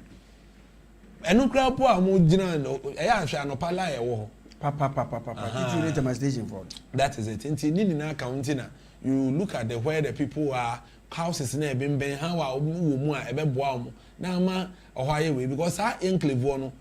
traffic etimi ba ho no enya agro. Nti I understand you saying ka yetimi na ebiebi mu kakra, but I think say the rationing of the various cars na be boa ma yetimi enya say community ma emu ate kakra wo Sukura station ho. Enche ye bewie na ye jawa mo akọ na wo se Kaneshi some of part of Kaneshi kan wo de ho overhead na kan wo de ho na say no overhead no makotum ese but up to now yes ma ye ko ho ye de ye tumira na ya kire sie ko a ye tu empese be ko tumira na ba no ko be say ben ya say o e bi ya fa the form da bi ya de camera ko eni ko twae up to now me no kasa sisi hwenko adane ye ne Piero ne kasai Gilbert okachire ye say sadi ye omo ye e bi omo manufacture omo ye o ba bi na omatama bisi wo adaroma ubetimi akire bu kakra akire bere ben na nantie atwedie mo behwe na mo aye sakraya ma ye nuanom na say no kwan no mu twam kura sometimes bedu na police ni nyina ho a odarete odo mu etwam na omo akasa na epre ka bo bi sisi a abaya sudie di amam yo medasepan won say Ishira papa yeah obia in fact the number of people who come there in a day ebe fa car ebe didwa ebe ye business no edos ye papa enti enka ye pese ohode eba no ye bridge ne ye no mani na nka bibia anya okay but the woman say ye buy na ye hwe bridge no many Accra mayor so udi weni kire Accra sa side na ye media ana udi weni kire odoko so sa side na ye AMA mayor dia enti na che say mayor bridge no ofa ana me so mo ofa okay enti ekohwe bridge no ye hwe condition of the bridge no na the risk no the risk no high okay in fact be no problem on ana problem no de kese o mu ne say dwadifo so di business di dwa ewo bridge no so ye the tax force no ko unya even ye position tax force no mo ko enti ye hu say wan hwa uyi weni kakra pe na disaster bi ko ba ye be hwere nipa bebre say ye be hwere nipa de ene nka close bridge no ana ye close bridge no now bridge no hwana na bridge no ene dia urban roads dia because the middle of town enti ene assembly ne dia ye as an assembly dia say ye ne say ye nkofo na fa so ye the security of the area and so share yansa enti ye say ye making sure say ye be buy into that space ti ene urban roads for ko ye ekudi enkomo say ye be den when you approve am say ai when you contract am say ai adenti na mo be am say okay the drain na ye can storm drain akese ye ye gary drains no some parts na mo na drain ni bi enam ho no eso mo be ye pillars be stronger pillars be ebe boa ma ho ni na ye based on that this some yen say adwuma ni na wi ansa na the new bridge na aba be see na ya ba working on the bridge say enye ne sa na ye sorry keke ne ekoya drain nso ba na ye say financial loss na ye create ma apart from that no nso no other things bi wo ho a esa urban road eye ni na wi ansa na mo abe eni ntina sa bridge no hu say enye but day out your committee ho ai nim say enche ombe ye hu adwuma and obi some timelines I mean nyama because we need na no urban rules na what information in na as an assembly ni ye say ye nkoma obi nkonam so na problem mimba e ma ye nkolusu obi a time a ye see ye tumu no that was the time New Town ono ye hu say edan no bugu okay ti ye hwe na another disaster ba na we hwe the number of people omo ti so ton ade the number of people omo fa so that bridge is so a time me go school no eto me bi na me school no ebi ewo doko eye St Anthony nju baba Canisians won aba befa car aba doko aba school and who share the way na sa bridge nete na enne eda so te sa na ye hwe ye time yi reset na aba wo enti na say make sure say ye be enti ye be sere mu say mo mbo mode ambo ai kakra munya entubase kakra mai ye be na bridge na be ye kra be hwe na emum de okan ye issue as ye ni di echire no e na say security presence ebe ho nti waken me so bi de mani beto in fact menya one or two reports ada nti ye ne security council be kasa ni etimi a ration no say de be a obi ba no pa ebi be wia ebi be na aboa ma every time enya security presence wo eno county na e market ye can say zebra crossing no but say there wa ni tua no ye man mu de zebra crossing no obi amfanye we kwa na kwa me na yin tia no amfanye we enti ye be make sure say security presence no be stronger na aboa say there okay wo hwa obi na reflectors mu no MTTD ni no wo a o hwa ama o ma crossing na won say assembly ni nso nipa na ejina ho be ka ne ba cross la o mu twam won say e na yenkofo na nkasa ye nso yaso ye den timenfo na nkasa o mu say bridge wo ho grapa ya fa bridge na manfo cross amanfo riwe no e cross and edumi bi ye the wild mesh ebe share still amanfo area ya fa baby area ho omanfo person be fa bridge no so don't say indiscipline no so ka ho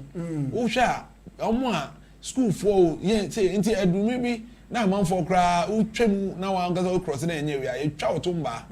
na ama why straight but say there can be making sure say security presence no be go so aye more present ebe boa ma yetimi aye amankofo enya good safety we na aye more secure dama yetima amfo yi okay yebe kwa ko wie na yakọ but me ko bi manka bi de enye NDC aban ba ye abosome afe ni abosome ensum nie as MC would we need to form ye interviews wa no pekra ye interviews am enche yewura ato forcing ebe ko parliament e the media budget akotudwa hwede we na emesi ko ebi ni mo kasa ye say dollar ko form dollar buy etim but still manfo botomu nye wotete sansem ni bi miracle aboaje ye kire no ye kire MPP for ye the bail atono so we say be pacho emphasize ho no ewie kan bibi fa sa ne mani nyina ho na ye nkoye ne yo me da se pa ija unim say NDC buy infoni a metwa kakra kire one say ye beto amra bi a na yetu amra ni bi mu kra da na fish pond amana ba bi da na eye economy na ngasa yetu man ngasa te say say dia yetu akufado the personal church na nanka oye wo oho no otu na da na esu osi wo manya sore osi wo manya sore the personal church so ono na wakoshe nyame bo say mesi eyi ana nyame ngasa wangasa wo say twa nyame ntro o dey no dey another day e ba ho me person me divert but then ye hwe amna ya na te say akufado ne bo ho ye otu ye ene swimming pool ye otu ye ana nkakra nti bo hu na ye betu project a start to scale ni ho baby so aye disika no so project ni ho ana aban no hyehyehye ye verify project say amanfo ye omunye ye project so a ehun sika ye di hyehyehye ana the government came out with a policy through at force no commitment authorization until first obema obi contractor so letter bra beji approval na ye fese sika na okay eda ho infa na ekofa ba se ehuni na awia na ama letter ansa na wo wa start procurement why advert why tender why we ni na awie na wo ba beye so sourcing yen twitwa so yen use the use of the ganeps any means of selecting contractors yen hwe ni na ana ye hyehyɛ sa policy ni na nti won say ye koma obi adwuma you need the horse sika no ho anya afi na edwuma no be start na nsen be hwa road minister krako ye say ebi ma ya mo musika commitment ye ko beji odi afi nti ye hyehyɛ sanema na then it brings confidence in the contractors which is sanema na it has effect on what the dollar because now you can plan your fiscal space enti sika say dey ko say sika say dey say ni na unim now how do we able to localize new money be because so yes how the way you are able to plan unim say uni sika unko shebo man ko do me bi so ko di way o chance ekọ kro bi aso kwaje foreign investment gidi because uko yes and man na say obema economy na suffer now how do we also pay our your debt de kakai wo amanfo so ni na how do we also program it because once I share then you are able to program it then it opens the economy very well and then investors also get confidence because now investors are assured say obi nkoma contractor e hu sike ni ho obi nkoma project bi a ye koshebo say ye koye we a mi ni ho nti no now investors are assured people can come into the economy and then invest freely, then it brings money around. Say when the supply of money no high so then definitely no the demand no enkoye te say the ehwe na do me bi a man for the per dollar akoye transaction in your man e the dollar na akoye we no then it's we are able to supply and demand fashion it me year then it stabilize the economy and now say economy na ekoso. Now the next thing is say over as assemblies as well, the government wants the impact to go directly to the people. So what I mentioned is not for ABLEKUMA Central. We have 261 municipal assemblies. Now the government has given the guideline where the whole assembly see guideline. As DACF, District Assembly Common Fund Administrator, you are supposed to send this monies there. And send all this your budget lines. Won't mean koka say yes for 10% cost sanitation, why you need what's sending now? Your lines, I am buying tools, I am buying this, I'm taking sweepers, I'm into yes money now in the budget line. Then you spend as against the budget line. When you say even inclusive the DACF allocation of you are also supposed to wait for commitment authorization. Wow. Well, so the system that we are seeing, and the system and that okay can be a bedroom. Yashishi bibia. And we are saying now, me as an assembly, MC, I mean to me, sorry, in case director, I'm going to sign this come and sanitation. And I mean, they must make sure that there is a budget line before you spend. There is commitment authorization before you spend. You know, these are all keys. Now, who baby also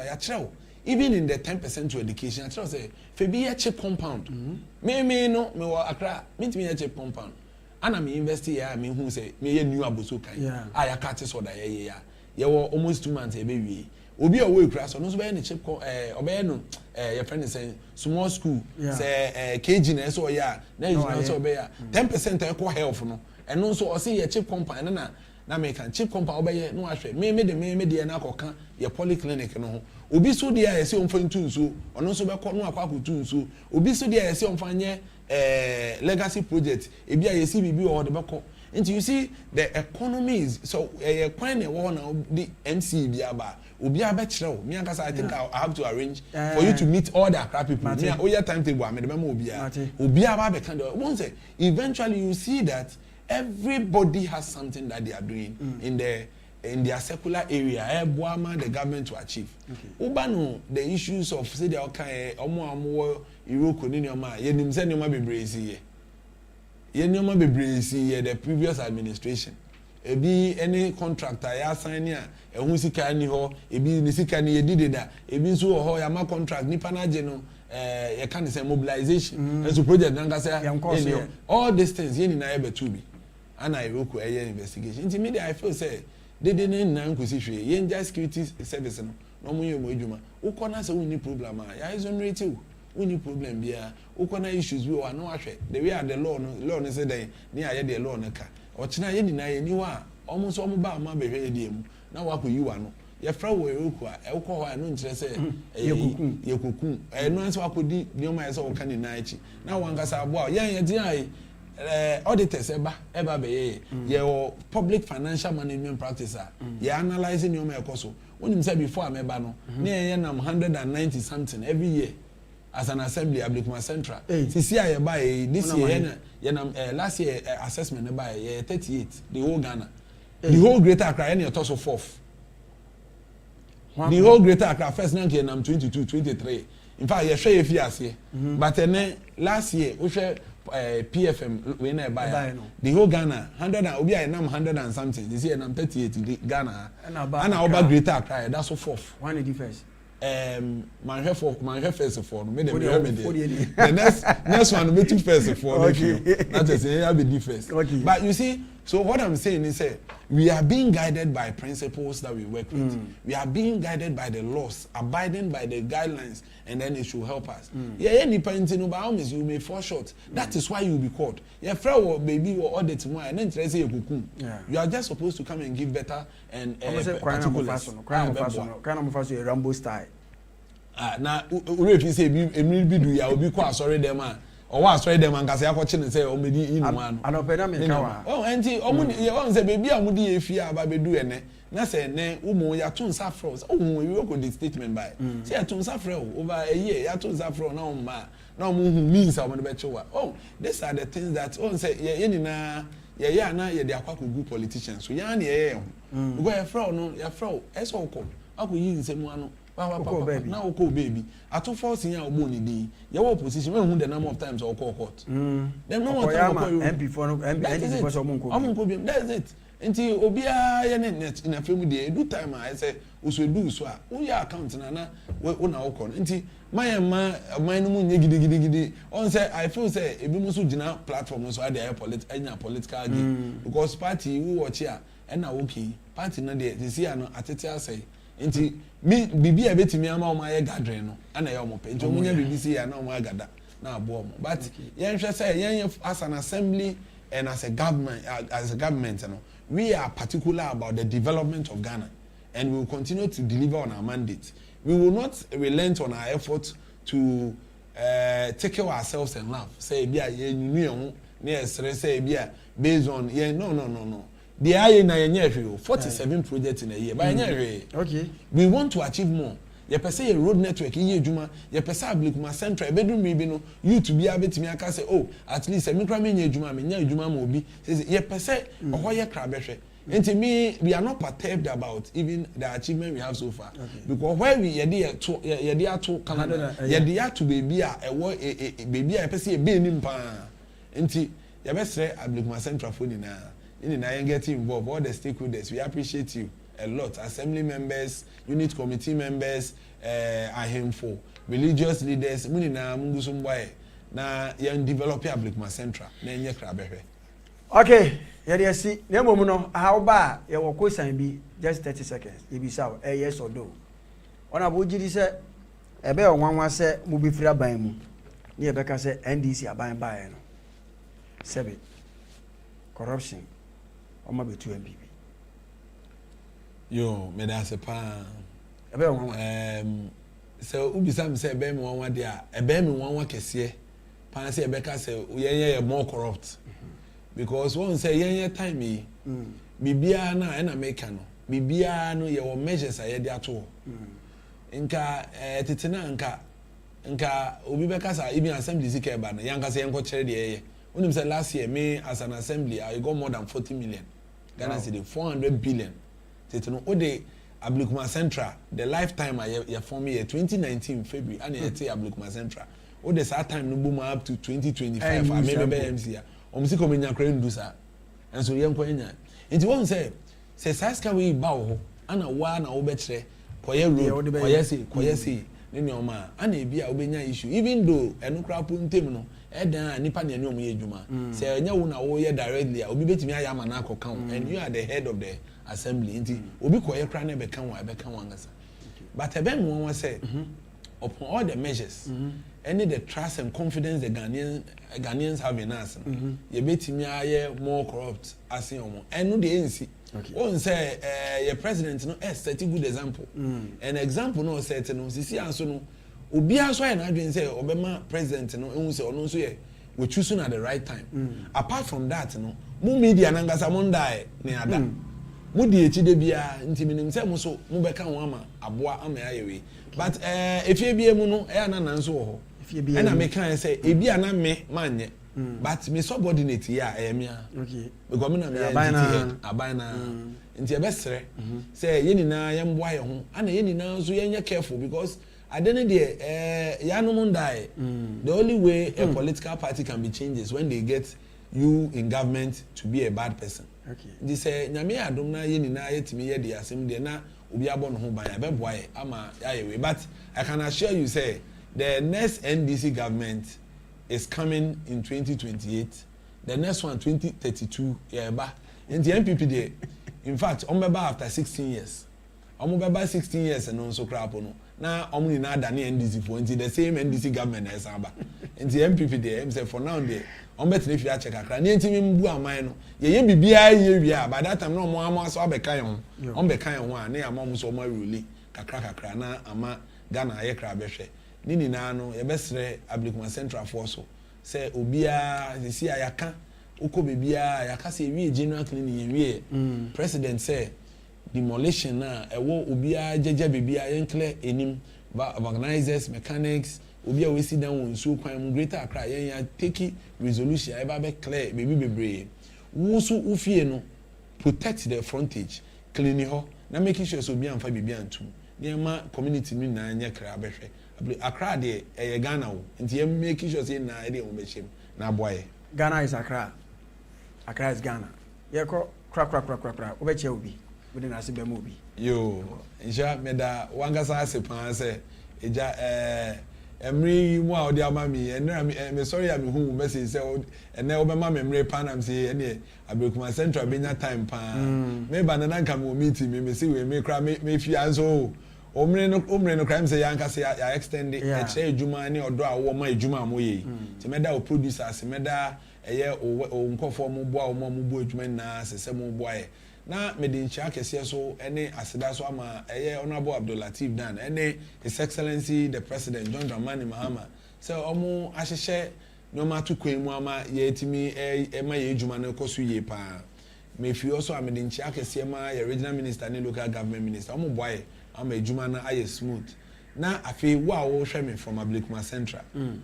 also me da se pa say also be kan ho from Friday Saturday aye cleaning ye nwie obi amfa no nso nhyem still as an assembly ye the number atodwa wo issues bia hu bibia eso ye we bia no o draw your attention from your numbers na ye betu anamo na ya making sure say o problem ni na ya solve it ya me enka ni na ho ye nya good day ya me ma yeska ya me ma ya honden o ma nyansa na emfa go throughout the week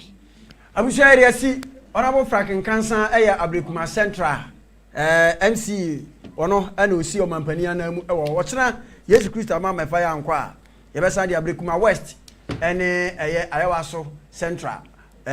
MC mienu no omu nyina so beba ha na yedi nko ona bo ahye yebo ese project eguna ni mu no ebre no beso a obesa aba na no so wode abreye yede na so pi esiye ene kajaye eni aseda se wo se na waka na waja ho no eni aseda age se wo ye nti yentwa ehumra ho na fe yemra me sorry kra medase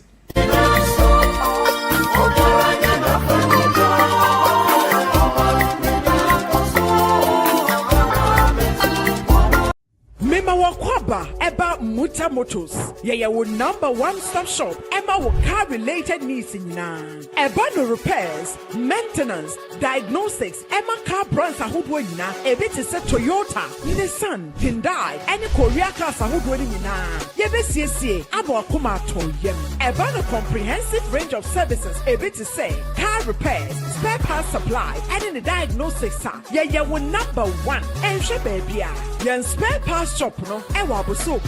ojina faako ne wato cars ho nyoma nyina ewu hiempo se obekwa ko chinchini esa wali mu fifira bre afei ye home and office services nyina me pa chew enya Accra hape se bebe wo Ghana bia o kasa yi a because your workers no doso wo frɛ ya ye ba be faka no ana se ba be ye no ye ba na se wo se timi no wa ye be ya mo se wo se di ba garage so ye di be ba nti be bia ka ne be se bia wa ha bobodi ya se obefre mutamutus ya number ba kupa na meka na 0244 451 776 mpacho wo hwe ye kire kwan ya na se bia ebe ha wo de kogugu map na bo mutamutus edu beba ye garage apepepa umbre hukra se wo shoshe reliable and trustworthy auto repair services men shoshe baby Muta Motors ya ba mau ya office e wa Ablekuma New Town Muta Motors we are the best.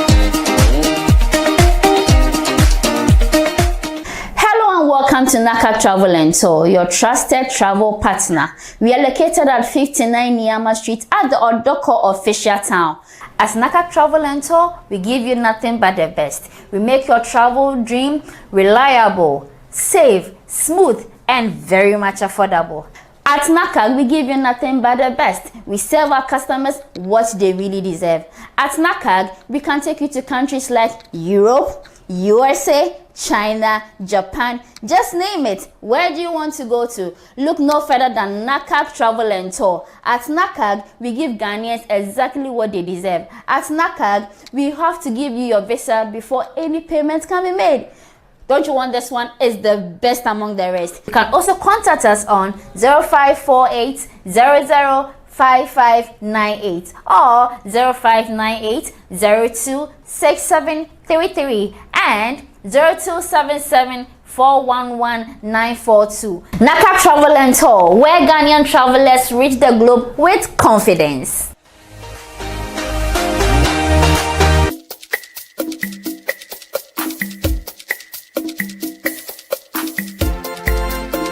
Okay, abusia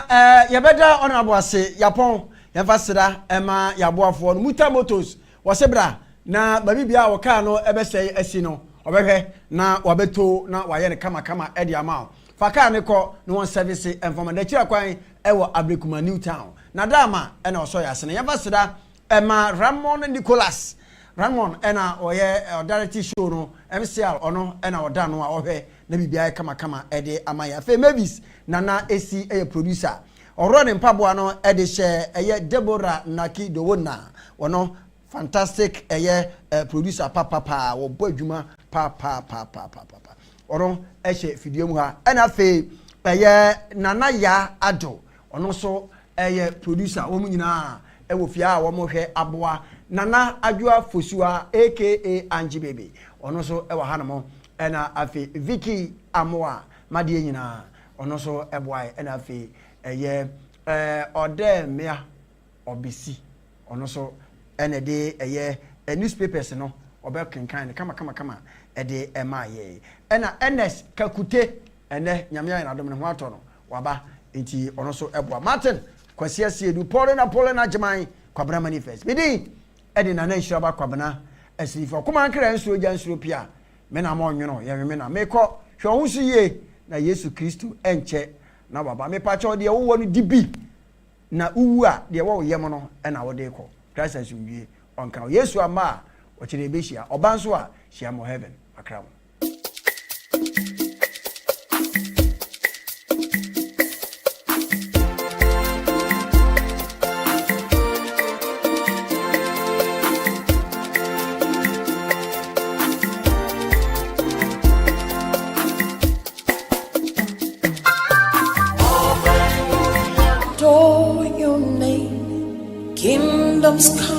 Perfect day for us to strike. We will go like guests for the party,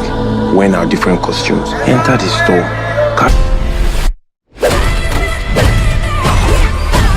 안 되는 거잖아요. 그런데 제가 궁금한 건 to the only event